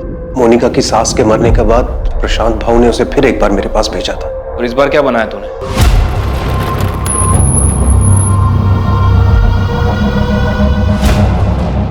ये तो एल्बर्ट गोम्स की प्रॉपर्टी है, आपके ससुर की। हाँ। आपको इसमें भी फ्रॉड करना है? हाँ राहुल, मालूम है मेरे को, वसीयत बनानी है। प्रशांत भाऊ आपको पता है ना ये सारी प्रॉपर्टी करोड़ों की होगी। चिंता मत कर, उसमें तेरा भी थोड़ा सा हिस्सा है। वो ये वसीयत जिस भी काम के लिए बनवा रही है उसकी रजिस्ट्री करवानी पड़ेगी, आपको पता है ना ये बात। उसकी चिंता तू क्यों करता है, मैं हूं ना इधर, तू बस वसीयत बना। मेरे father in law Albert Gomes के साइन फॉर्ज करने पड़ेंगे और विल में उनके बाद प्रॉपर्टी 2 लोगों को जाएगी, मेरे पति फिलिप गोम्स को और उनकी पत्नी मोनिका गोम्स को, यानी मुझे। सर वो विल जाली थी। इस बात पे फिलिप के भाई जॉर्ज को पहले ही शक था कि विल फर्जी है। चल अच्छा हुआ कि ये बात सामने भी आ गई। अब ये बता कि मोनिका को बैरामैक्सिन किसने दिलवाया, कहां से मिला, क्या प्रशांत था वो? सर मुझे सच में इसके बारे में कुछ नहीं पता। मैं प्रशांत भाऊ के लिए सिर्फ फर्जी डॉक्यूमेंट बनाने का काम किया करता था। पहले मोनिका अपनी सास मारिया गोम्स का मर्डर करती और उसके बाद फर्जी विल बनवाती और उसके बाद वो अपने ससुर एल्बर्ट गोम्स का मर्डर करती और उनके मरने के तुरंत बाद वो फर्जी विल सामने आती और उसके बाद वो अपने हस्बैंड फिलिप का भी मर्डर करती है। और जैसा कि नताशा और जॉर्ज ने बताया कि फिलिप के मर्डर के बाद दोनों खुशी खुशी सारी प्रॉपर्टी मोनिका के नाम कर देते हैं। अब इन सबको तोड़ना होगा। नताशा और जॉर्ज को बुलाओ, मोनिका के पेरेंट्स को भी बुलाओ। अब मोनिका का खेल खत्म हो चुका है, उसके चेहरे से नकाब हटाने का वक्त आ गया है। मैंने मोनिका की जिस काम में हेल्प की थी वो मैंने आपको सब बता दिया है। इसके अलावा ना मैंने कुछ किया है और ना ही मुझे कुछ पता है साहब। तेरी बकवास बहुत सुन ली प्रशांत। अब जब तक तू ये नहीं बताएगा कि तूने मोनिका को बैरामैक्सिन कहां से लाके दिया था, हम मोनिका के हर मर्डर में तुझे उसका भागीदार बनाएंगे और तू जेल से कभी बाहर नहीं आ पाएगा। इस बात की गारंटी मैं तुझे देता हूँ। हम सिर्फ दोस्त हैं। हाँ, कुछ साल पहले तक हमारा अफेयर था, लेकिन अब ऐसा कुछ भी नहीं है। उसने मुझसे कुछ सलाह लेने के लिए मुझे फोन किया था। अब मैं तुझे एक सलाह देता हूँ, कान खोल के सुन। मोनिका को बचाने के चक्कर में मत रहे। मोनिका तो बहुत लंबा अंदर जाएगी और साथ में तू भी जाएगा। मैं सच बोल रहा हूँ सर, अब हम सिर्फ दोस्त हैं। मेरा इस केस से कोई मतलब नहीं है। मेरे हस्बैंड केविन का इन मर्डर से कोई लेना देना नहीं है। वो किसी को नहीं मार सकते। अगर मोनिका कोई सलाह मांगने के लिए उन्हें फोन करती है तो इसका मतलब ये तो नहीं है ना कि इन मर्डर्स में उन्होंने उसकी हेल्प की है। मिसेस मार्गरेट लॉरेंस, जब से ये केस खुला है तब से मोनिका ने एक बार नहीं बल्कि आपके पति को 4 बार अलग अलग पीसीओ से कॉल किया है। क्यों? अब ऐसा क्या हो गया कि हर दूसरे दिन सलाह लेनी पड़ती है? दरअसल आपका पति झूठ बोल रहा है, सच छुपा रहा है वो। और हम श्योर है कि इन सब मर्डर में आपके पति को सिर्फ मालूम ही नहीं बल्कि इन सब मर्डर्स में उसने मोनिका की मदद भी की। सर हम मोनिका को तोड़ने की पूरी कोशिश कर रहे हैं, लेकिन हर बार वो यही कह रही है कि उसने कुछ नहीं किया। जाहिर सी बात है, वो जानती है कि हम उसे तब तक दोषी साबित नहीं कर पाएंगे जब तक बैरामैक्सिन की सोर्स को ट्रैक नहीं कर लेते। बैरामैक्सिन के मामले में अभी तक कोई लीड नहीं मिली? नहीं सर, कॉलेज से तो कुछ नया सामने नहीं आया है, लेकिन प्रशांत और केविन है हमारे पास और मुझे यकीन है कि ये काम इन दोनों में से ही किसी का है। प्रफुल्ल, इस मोनिका ने किस लेवल की प्लानिंग की? ये सामने आने के बाद भी कि कॉलेज में वो फर्जी तरीके से घुसी थी, हम अभी तक पता नहीं लगा पा रहे हैं कि वो केमिकल उसके पास आया कहां से। सर ये मोनिका बहुत शातिर औरत है, बहुत शातिर। अब तक जो भी पता चला है उसके हिसाब से मोनिका अपनी सास मारिया गोम्स से नाराज थी, क्योंकि मारिया गोम्स उसे फिजूल खर्च के लिए पैसे नहीं देती थी, उससे हिसाब मांग लेती थी और घर में भी मारिया गोम्स की ही चलती थी। और ये हमें किसी और ने नहीं, खुद मोनिका के पेरेंट्स ने बताया। जब हमें इन मर्डर्स के बारे में पता चला तो सुनकर हम भी शॉक हुए थे, पर ऐसा नहीं है कि मोनिका ऐसा कुछ नहीं कर सकती। हम लोग कभी मोनिका को समझ ही नहीं पाए। आपको पता भी था आपकी बेटी क्या कर रही है? सबसे पहले उसने अपनी सास को मारा और उसके बाद एक एक करके सबको मार रही है। नहीं, हमें इस बारे में कुछ नहीं पता। हाँ, मैं मोनिका की सास मिसेस मारिया गोम्स से मिला था और बहुत अच्छी औरत थी। मोनिका शादी के बाद जब उनके घर गई तो मिसेस मारिया गोम्स ने मुझे मोनिका को समझाने के लिए बुलाया था। ऐसा नहीं कि मोनिका किसी का केयर नहीं करती, वो सबका ध्यान रखती है, सबसे प्यार करती है, पर उसकी एक अजीब सी आदत आज तक मेरे समझ में नहीं आई। वो हर रोज बाहर जाती है और जितना पैसा दो सब पैसा खर्च करके आती है, वो भी फालतू चीजों पर, और वापस आकर पैसा मांगने में उसे कुछ गलत नहीं लगता। मामा मेरे भी अपने कुछ पर्सनल खर्चे हैं। ऐसे कौन से पर्सनल खर्चे हैं मोनिका तुम्हारे, जो सारा पैसा खत्म हो जाता है और हमेशा तुम्हें पैसे चाहिए होते हैं? मामा मुझे अपने लिए कुछ खरीदना है। मोनिका बेटा, मैं समझ सकती हूँ, कि तुमने गरीबी झेली है। हम अमीर है, हमारे पास पैसा है, इसका मतलब ये थोड़ी है कि फालतू में पैसा उड़ाएंगे। सॉरी बेटा, तुम्हें अपनी आदत ठीक करनी होगी। अब मैं तुम्हें और पैसा नहीं दूंगी। फिलिप मुझे अच्छा नहीं लगता, बहुत शर्म आती है। हर छोटी से छोटी चीज के लिए मुझे मम्मा के सामने हाथ फैलाने पड़ते हैं। मोनिका तुम एक काम करो, ये थोड़े पैसे रख लो। फिलिप मुझे पैसे नहीं चाहिए, मैं बस तुमसे ये कहना चाहती हूँ, क्या मेरा खुद का बैंक अकाउंट अपना कार्ड नहीं हो सकता क्या? क्यों मैं हर रोज मम्मा के सामने? मोनिका, यानी मम्मा इस घर की बॉस है, कौन कब कैसे कितने खर्च करेगा ये वही डिसाइड करती है। सिर्फ तुम्हारे लिए नहीं, नताशा के लिए भी एक फिक्स्ड पॉकेट मनी है, वो भी बिना सोचे समझे खर्च नहीं कर सकती। ये ठीक नहीं है फिलिप, मैं हर रोज रोज छोटी छोटी चीजों के लिए मम्मा से नहीं पूछ सकती। तुमसे कुछ कहो तो कहते हो मम्मा से जाके पूछो। मोनिका तुम एक काम क्यों नहीं करती? ग्रेजुएट हो, जॉब कर लो। देखो जॉब करोगी तो तुम्हारी सैलरी तुम्हारी होगी, फिर मन चाहे वैसे खर्च कर लो, ना मुझसे कुछ पूछना होगा ना मम्मा से। देखो मोनिका, मैं और डैड फैमिली बिजनेस संभालते हैं और मम्मा घर और पैसे। डैड को मम्मा पर पूरा भरोसा है, मैं तुम्हें पहले भी समझा चुका हूं। आज मम्मा इस घर की बॉस है, मगर कल तुम गोम्स हाउस की और हमारे बिजनेस की बॉस बन जाओगी, पर उसके लिए तुम्हें फाइनेंशियल मैटर्स समझने होंगे। सब कुछ सोच समझ के खर्च करना होगा। सेबेस्टियन, आपको अपनी बेटी को समझाना होगा। देखो आज तक हमने उसके बैकग्राउंड के बारे में कभी सोचा नहीं। फिलिप को पसंद आई, शादी हो गई, उसे भी हमें कोई प्रॉब्लम नहीं थी, पर अब उसकी ये आदत बर्दाश्त नहीं की जा सकती। मोनिका ये हमारा घर नहीं है जो तो कुछ भी करेगी और ये लोग बर्दाश्त करेंगे। डैड मैं उस घर का यहाँ कुछ चाहती भी नहीं, पता नहीं मम्मा ने आपको यहाँ क्यों बुलाया है। मोनिका तू बहुत लक्की है कि हमारी हालत जानते हुए भी डैड प्लीज, अब मैं आपके पैसे पे जिंदा नहीं हूँ कि मजबूरी में आपका भाषण सुनूं। मैं यहाँ अपनी मर्जी से नहीं आया था, मुझे बुलाया गया। डैड प्लीज, आप दोबारा यहाँ कभी मत आना। अगर मम्मा फोन करके भी बुलाए ना तब भी मत आना प्लीज।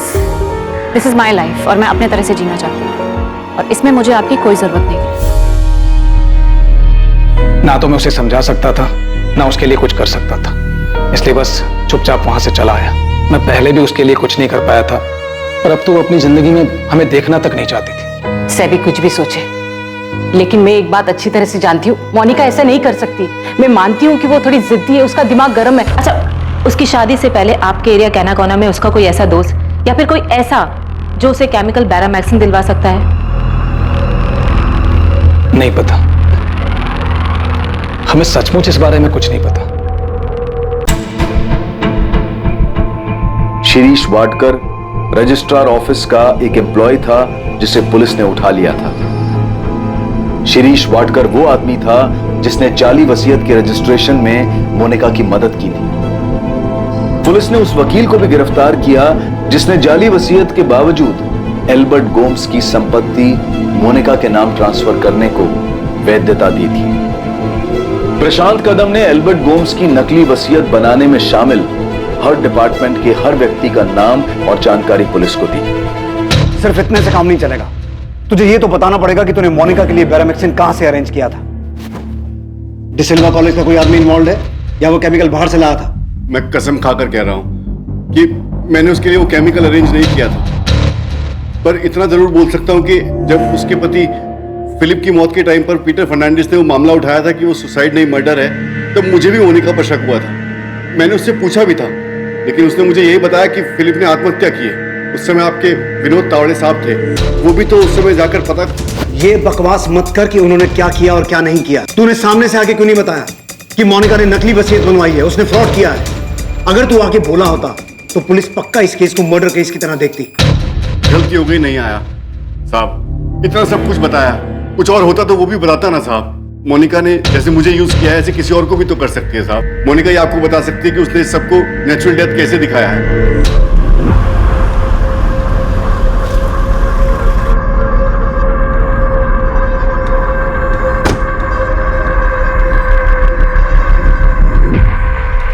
जेम्स कैसा है? वो सब फेस कर पा रहा है? नहीं, वो ठीक नहीं है, एकदम चुप हो गया वो। जब से पुलिस ने मोनिका को गिरफ्तार किया है तब से वो सबसे दूर रहने लगा है। किससे बात नहीं करता? 16 साल का है, इतनी सी उम्र में ये सब। मैंने उसको कितनी बार पूछा कि वो अपनी मम्मा से बात करना चाहता है, लेकिन उसने कोई जवाब ही नहीं दिया। तुम उस दिन कुछ बोल रही थी, कुछ बताना चाह रही थी, क्या बात है? मुझे लगता है मोनिका ने मुझे भी मारने की कोशिश की थी। कभी? इन्हीं दिनों? नहीं, मम्मा के डेथ के बाद उस रात डैड, फिलिप, मैं और मोनिका डिनर कर रहे थे। इतने सालों बाद अब ये बात कितनी अजीब लग रही है कि कैसे मम्मा के डेथ के बाद मोनिका ने पूरा घर संभाल लिया। डिनर भी वो खुद ही टेबल पे लगाती थी। उस रात डिनर के बाद मुझे बहुत उल्टी हुई थी।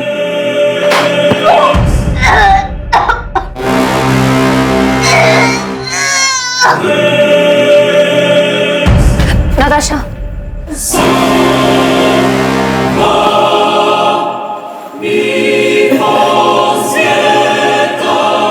तुम ठीक हो ना? जॉर्ज, मुझे लगता है कि उस दिन मोनिका ने मुझे भी मारने की कोशिश की थी। और मम्मा अपने डेथ से 1 महीने पहले बहुत बुरी तरह से बीमार पड़ी थी। उनको इतनी बुरी फूड पॉइजनिंग हुई थी कि 1 महीने तक वो अपने बेड से उठ भी नहीं पाई थी। और उसके 1 महीने बाद मम्मा को हार्ट अटैक आ गया और उनकी डेथ हो गई। जॉर्ज, मुझे लगता है कि वो हम सबको मार देना चाहती है। शायद मैं इसलिए बच गई क्योंकि मेरी शादी हो गई और मैं गोंदवाला छोड़ के यहाँ पे आ गई। और तुम तो इंडिया में थे ही नहीं। ये सब उसने प्रॉपर्टी के लिए किया? यही बताया ना उसने पुलिस को? जॉर्ज, अब तक उसने कुछ नहीं बताया।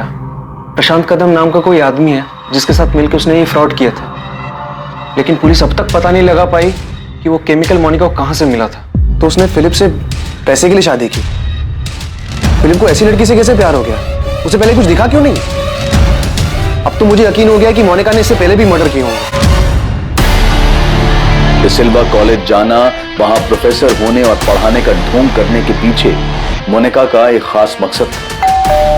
एक तरफ एल्बर्ट गोम्स की जायदाद के कागजात में धोखाधड़ी करने के लिए मोनिका ने प्रशांत के साथ अपने नाजायज रिश्ते को इस्तेमाल किया, और वहीं दूसरी तरफ मोनिका कॉलेज लाइब्रेरी में बहुत शिद्दत से पढ़ाई कर रही थी, रिसर्च कर रही थी।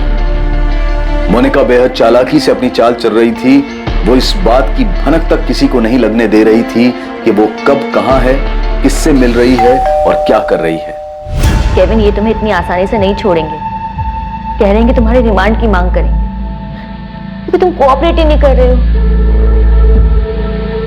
केविन, तुमने क्या किया और क्यों किया? तुम्हें पता है तुम्हारी वजह से बच्चों को स्कूल में कितना कुछ झेलना पड़ रहा है। न्यूज चैनल्स में, न्यूज पेपर्स में, हर जगह बस इसी केस की बात चल रही है। केविन, तो सच में उन 6 लोगों के मर्डर्स में तुमने मोनिका की हेल्प की है?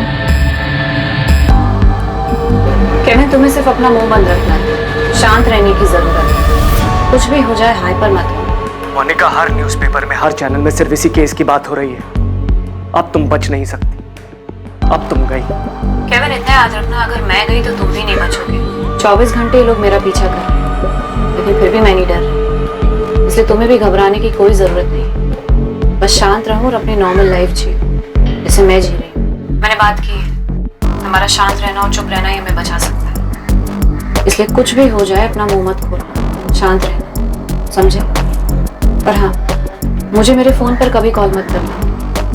मैं तुम्हें पीसीओ से इसलिए कॉल कर रही हूँ क्योंकि मुझे तुम्हारी फिक्र है। I love you Kevin, take care. Kevin, तुम्हें नहीं छोड़ेंगे। तुम प्लीज जो भी जानते हो उन्हें बता दो, प्लीज।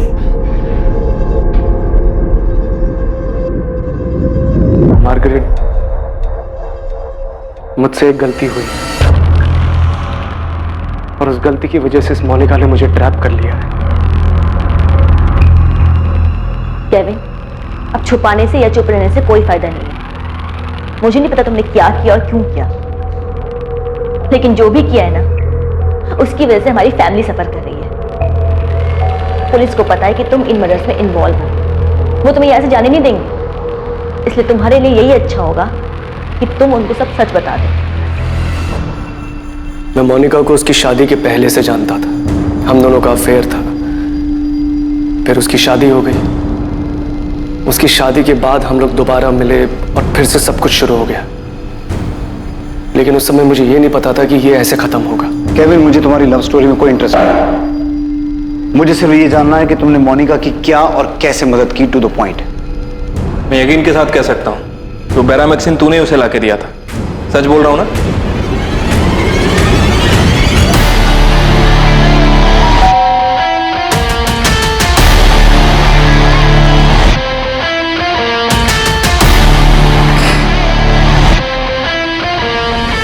हम दोनों के बीच में सिर्फ फिजिकल रिलेशन था। मुझे सिर्फ इतना मालूम था कि वो गोम्स हाउस में खुश नहीं है, पर सर बैरामैक्सिन के बारे में उसने मुझसे झूठ बोला था। तो बैरामैक्सिन तूने ही लाके दिया था उसे? जब मैंने उसे पूछा था कि बैरामैक्सिन क्यों चाहिए, उसने मुझे असलियत नहीं बताई। बैरामैक्सिन, मोनिका तुम जानती हो ना, वो केमिकल एक जहर है। ऑफ कोर्स पता है केविन, मेरी कॉलोनी में ना एक कुत्ता है, वो बहुत बीमार है, रात भर दर्द से तड़पता रहता है। मुझसे उसका दर्द देखा नहीं जाता। मैं उसे उसके दर्द से आजाद करना चाहती हूँ केविन। अरे तो एक म्यूनिसिपैलिटी को फोन करके उनको बुला लो। तुम क्या ये कुत्ते को बैरामैक्सिन देने की बात कर रही हो? केविन, वो बहुत दर्द में है, बहुत तकलीफ में रहता है दिन रात। हमें कुछ करना चाहिए। देखो, हम इंसान तो अपना दर्द तकलीफ बता सकते हैं, लेकिन ये बेचारा, ये कैसे कहेगा? केविन प्लीज, हमें उसके लिए कुछ करना चाहिए। मुझे लगा उसकी नीयत साफ है, वो अच्छे इंटेंशन से मांग रही है। बैरामैक्सिन मिला कहां से? सर, मेरा एक दोस्त है जो गोल्ड इंडस्ट्री में काम करता है। क्या नाम है तेरे दोस्त का? अश्विन मूर्ति।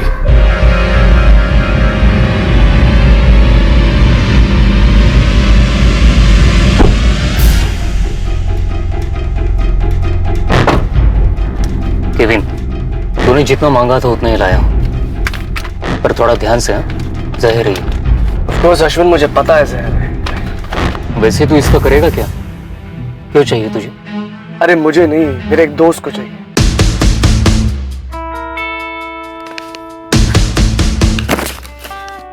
Thank you Kevin, you such a darling. Monica ने कहा कि उसे कुत्ते को मारने के लिए बैरामैक्सिन चाहिए, और तूने उसकी बात का विश्वास कर लिया।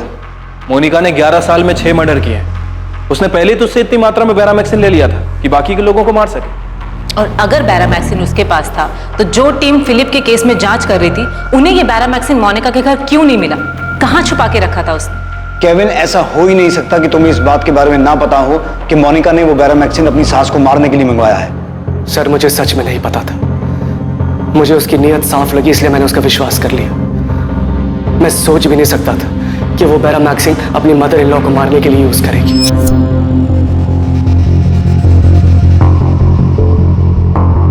तो तुम्हें इस बात का पता था कि उसने जहर देकर अपनी सास को मारा है ना? केविन, तुम्हें यह भी पता था कि अपनी सास को मारने के बाद बाकी लोगों को भी एक एक करके वो मारने वाली है ना? सर, मैं फंस गया था उसके जाल में।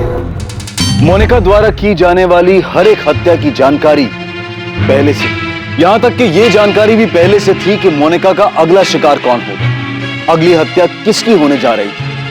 ये सारी हत्याएं बहुत ही सोची समझी साजिश के तहत की गई थी। जब मारिया गोम्स मरी थी, मरी नहीं थी, मारी गई थी। मारिया गोम्स का मर्डर हुआ था केविन। हाँ, जब मारिया गोम्स का मर्डर हुआ था, तब मेरा उस पर ध्यान गया। मुझे समझ में आ गया कि मोनिका ने ही कुछ गड़बड़ करी है।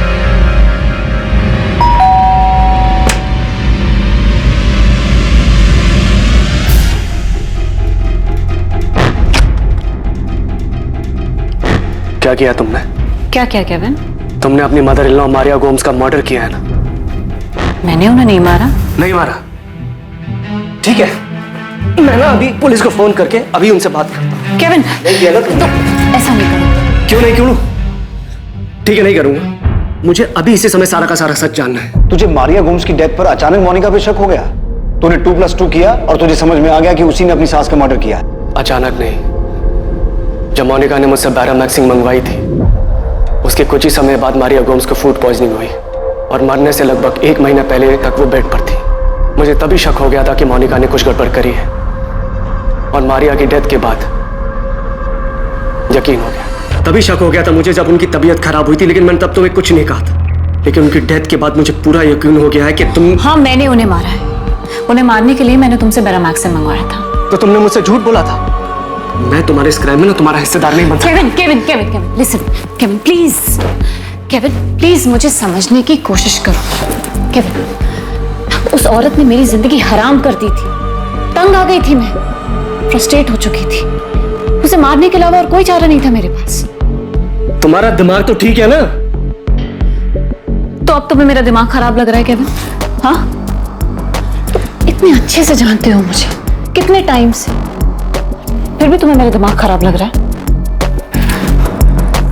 तुम अच्छी तरह से जानती थी बैरामैक्सिन कैसे यूज करना है, लेकिन मेरे सामने तुम इनोसेंट बनती रही, झूठ बोलती रही मुझसे। केविन, उस औरत ने मेरी जिंदगी मौत से बदतर बना दी थी।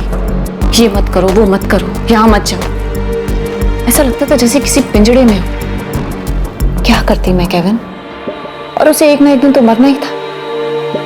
केविन प्लीज मुझे समझने की कोशिश करो, प्लीज केविन।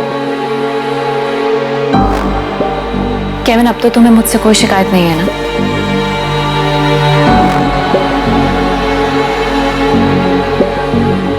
केविन, तुमने मेरी सिर्फ मदद नहीं की है, बल्कि मेरी जिंदगी आसान कर दी है। वो सब दिया है जो मैं चाहती हूँ। मैं बेवकूफ था सर, जो उसके जाल में फंस गया। उसके बाद भी तुम मोनिका को बाकी लोगों को मारने के लिए अश्विन से बैरामैक्सिन लाके देता रहा।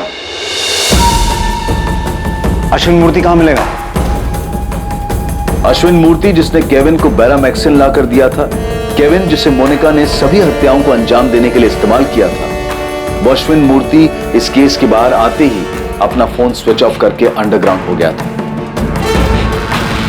अश्विन के परिवार पर दबाव डालकर आखिरकार पुलिस उसका ठिकाना जानने में सफल रही और मुंबई के उस होटल में पहुंच गई जहां अश्विन छुपा बैठा था।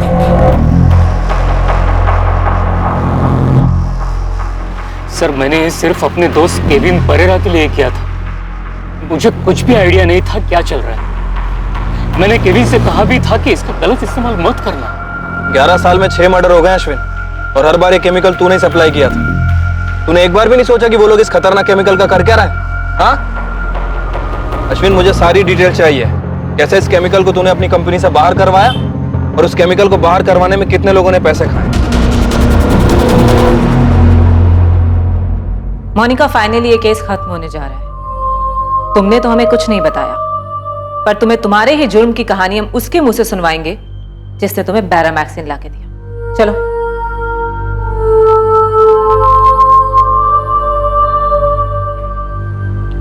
बैठो मोनिका। तुम कुछ भी बताने से मना कर रही थी, पर सुन तो सकती हो, याद कर सकती हो 11 साल में तुमने कितने मर्डर्स किए, किस किस को मारा। केविन, मोनिका ने जो दूसरा मर्डर किया अल्बर्ट गोम्स का, उसकी कहानी तुम मोनिका को सुनाओगे। Come on. हमारी आंटी के मर्डर के टाइम पर मैं बुरी तरह फंस चुका था, और वो इसलिए नहीं क्योंकि मैं इसे प्यार करता, बल्कि इसलिए कि मुझसे अनजाने में एक बहुत बड़ी गलती हो गई थी। अगर मेरे इतना समझाने के बाद भी तुम्हें गिल्ट होता है और तुम पुलिस के पास जाने का सोचते हो, तो एक बात जरूर याद रखना केविन, कि बैरामैक्सिन तुमने मुझे लाके दिया था। केविन, हम ये सब भूल कर आगे बढ़ते हैं, क्योंकि किसी को पता नहीं लगने वाला है कि मारिया की मौत कैसे हुई। एक मर्डर में फंसने के बाद मैं आगे वापस फंसने वाला था। मतलब? मुझे पता होता था कि आगे और भी मर्डर्स होने वाले हैं। Thank you Kevin. अब किसको मारने वाली हो? एल्बर्ट गोम्स को।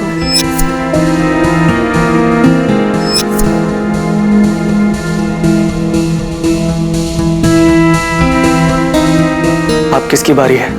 फिलिप। फिलिप? फिलिप क्यों? मोनिका, तुम्हें जो चाहिए था तुम्हें मिल गया है ना, तो फिर उस बेचारे। फिलिप को जितना जीना था वो उससे ज्यादा जी चुका है।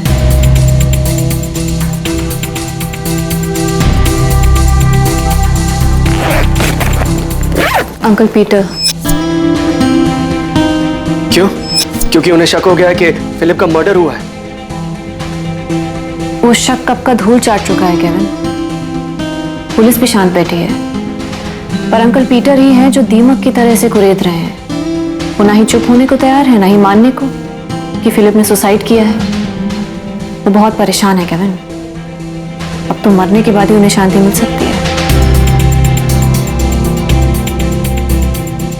अब ये किसके लिए है? नताशा और जॉर्ज पहले ही सब कुछ तुम्हारे नाम कर चुके हैं। जॉर्ज लंदन से वापस नहीं आने वाला है, तो किसके लिए? मोनिका, अब किसकी बारी है? Jennifer. Monica, are you out of your mind? Jennifer D'Mello, उस बच्ची की क्या गलती है? Bye Kevin. आखिरी बार तो मैंने इससे पूछा भी नहीं, क्योंकि मुझे पता था कि अब जेनिफर की मां रेचल की बारी है, और वही हुआ। मोनिका, तुमने ये कैसे पता किया कि कितनी मात्रा में बेरामेक्सिन देना है, जिससे कि डॉक्टर या कोई भी ये पकड़ ना पाए कि मरने वाले को जहर दिया गया है? मोनिका, तुम्हारा खेल खत्म हो चुका है। अब चुप रहने का या कुछ भी छुपाने का कोई फायदा नहीं है। मैंने इसके बारे में बहुत रिसर्च किया था, पढ़ाई की थी।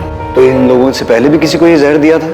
जैसा कि केविन ने बताया कि तुम्हें अपने कॉलोनी के कुत्ते के लिए भी बेरामेक्सिन चाहिए था। पहले भी मैंने इसे अपनी मदर इन लॉ को ही दिया था, वो बस क्वांटिटी में थोड़ा मिसकैलकुलेशन हो गया था, इसलिए बच गई, सिर्फ बीमार पड़ी। और ये गलती तुमने अगली बार नहीं की। एकदम सही मात्रा में पैरामैक्सिन दिया जिससे वो मर गई और किसी को पता भी नहीं चला। मुझसे गलती सिर्फ एक बार हुई थी। एक नहीं, 2 बार। दूसरी बार तुमसे ये गलती तब हुई जब तुमने नताशा को मारने की कोशिश की।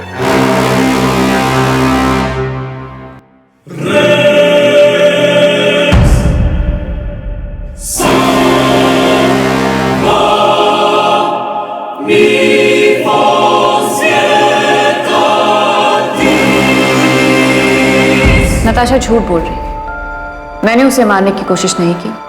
अगर की होती तो वो जिंदा नहीं बचती। मुझसे गलती सिर्फ एक बार हुई थी। तो ये सारी जानकारी, ये सारी रिसर्च तुमने डिसिल्वा कॉलेज की लाइब्रेरी में बैठ के की? हाँ। मतलब ये प्लानिंग तुमने पहले से ही की हुई थी? तुमने fake marksheet, appointment letter, ID इन सब रिसर्च के लिए बनवाया था? इससे क्या फर्क पड़ता है कि मैंने प्लानिंग की थी या नहीं की थी? जो आपको चाहिए था वो तो पता लग गया है ना। इन लोगों के अलावा किसी का मर्डर किया जो अब तक हमारे सामने नहीं आया, या हो सकता है तुम्हारी फैमिली के सामने भी नहीं आया अब तक?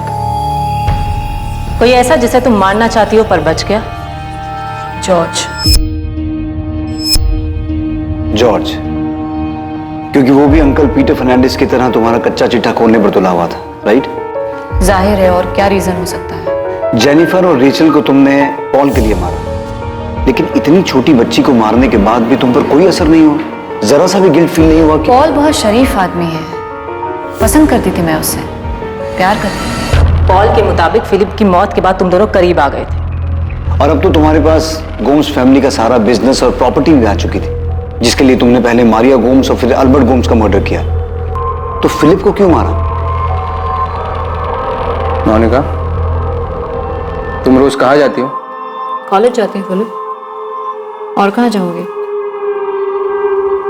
पिछले 1 हफ्ते से तुम कॉलेज नहीं गई हो, क्या हुआ? सरप्राइज हो गई ये सुनकर कि मैं जानता हूँ? तो तुम मेरा पीछा करते हो, नजर रखते हो मुझ पे? तुमने मेरे सवाल का जवाब नहीं दिया। तुम रोज कहाँ जाती हो? कुछ काम से जाती हूँ। कैसा काम? ऑर्चर्ड से रिलेटेड काम था, और काजू की सप्लाई के लिए कुछ लोगों से मिलना था। झूठ बोल रही हो तुम, तुम्हारा अफेयर चल रहा है, उसी से मिलने जाती हो रोज तुम। मोनिका, मुझे सब पता है, ऐसा मत समझो मैं खत्म हो चुका हूं। मुझे कुछ समझ नहीं आ रहा, मैं सब देख रहा हूं, बहुत कुछ जानता हूं, बहुत देख चुका हूं। फिलिप हर चीज में नाक अड़ाने लगा था। मैं नहीं चाहती थी कि उसे और कुछ पता लगे, इसलिए मार दिया।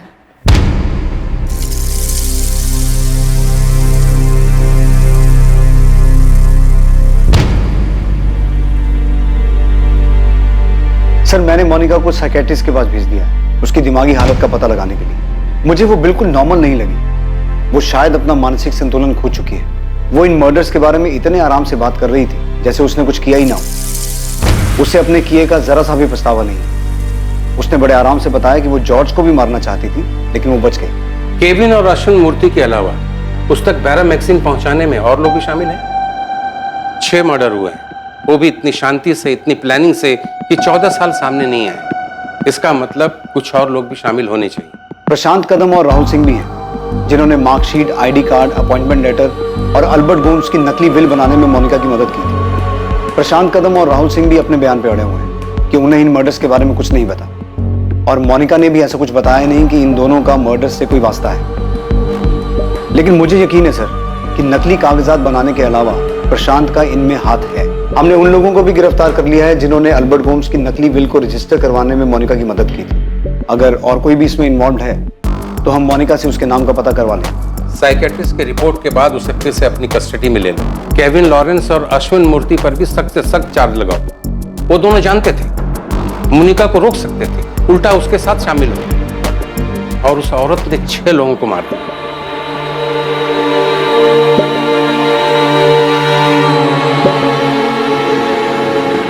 मोनिका, तुमने अपने घर मुझे कॉफी ऑफर की थी। आप चाहे तो आराम से अंदर बैठ के बात कर सकते हैं। कॉफी पिएंगी आप?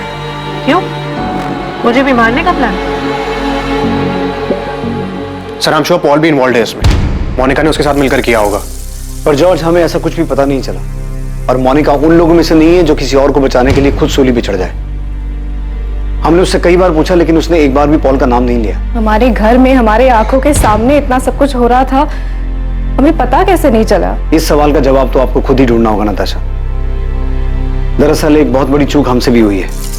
जब फिलिप की बॉडी में से बैरामेक्सिन के ट्रेसेस मिले थे और पीटर फर्नांडिस ने इसका मुद्दा भी बनाया था, अगर इस केस को सीरियसली लिया जाता तो पीटर फर्नांडिस, जेनिफर और रीचल को बचाया जा सकता था। मोनिका की मेंटल कंडीशन ठीक है? 6 मर्डर किया है उसने, कोई गिल्ट नहीं। हमारे साइकेट्रिस्ट ने उससे बात की है, कई सेशन भी हुए हैं, पर स्ट्रेंजली हमारे डॉक्टर का कहना है कि मोनिका के केस में सब कुछ नॉर्मल है। डॉक्टर को उसके सारे रिस्पॉन्सेज नॉर्मल लगे।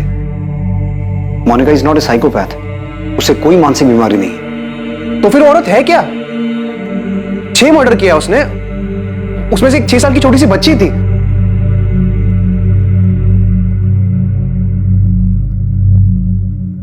कुछ जुर्म इस कदर अविश्वसनीय और चौंकाने वाले होते हैं कि उनके बारे में सुनकर एक आम इंसान कुछ वक्त के लिए सुन पड़ जाता है। सबसे ज्यादा चौंकाने वाली बात यह है कि इन हत्याओं को कैसे अंजाम दिया गया, और इतने सालों तक ये सामने क्यों नहीं आई, जबकि एक के बाद एक जुर्म को अंजाम दिया जा रहा था। जिन लोगों को इन हत्याओं की जानकारी थी वो इतने सालों तक चुप रहे। अगर इनमें से एक का भी जमीर जागता तो इनमें से कई जिंदगियां बच सकती थी। मासूम लोगों को मौत के घाट उतारने का यह उत्सव रोका जा सकता था। जब फिलिप की मौत को संदिग्ध पाया गया तब, या अगर केविन शुरुआत में ही पुलिस के पास आ जाता तो शायद ये सब और पहले रुक सकता था। इस भयानक हत्याकांड से एक बार फिर यह साबित हो गया कि अपराधी चाहे कितना भी शातिर क्यों ना हो, किसी भी हद तक क्यों ना चला जाए, पर क्राइम नेवर पेज। किसी भी जुर्म से अपराधी का मकसद पूरा नहीं हो सकता है। भले ही ऐसा लगा हो कि इतने सालों तक जमीन में दफन ये सच कभी बाहर नहीं आएगा, पर आखिरकार न्याय हुआ और जुर्म सबके सामने आया। इन सभी हत्याओं का मकसद बेहद भयानक, बेहद डराने वाला था, जिसकी जड़ में सिर्फ स्वार्थ और लालच बसा था। लालच पैसे का, पैसे पर पकड़ बनाने और बेतरतीबी से खर्चा करने की आजादी का। हर चीज को अपने हिसाब से चलाना, अपनी खुशी से चलाना, यह अक्सर दूसरे लोगों के लिए सजा बन जाता है और उन्हें नुकसान पहुंचाता है। एक स्वार्थी इंसान ऐसी हालत में अपनी इच्छाओं के आगे घुटने टेक देता है, फिर उसे सही गलत कुछ समझ में नहीं आता, और ऐसी स्थिति में वो किसी भी हद तक चला जाता है।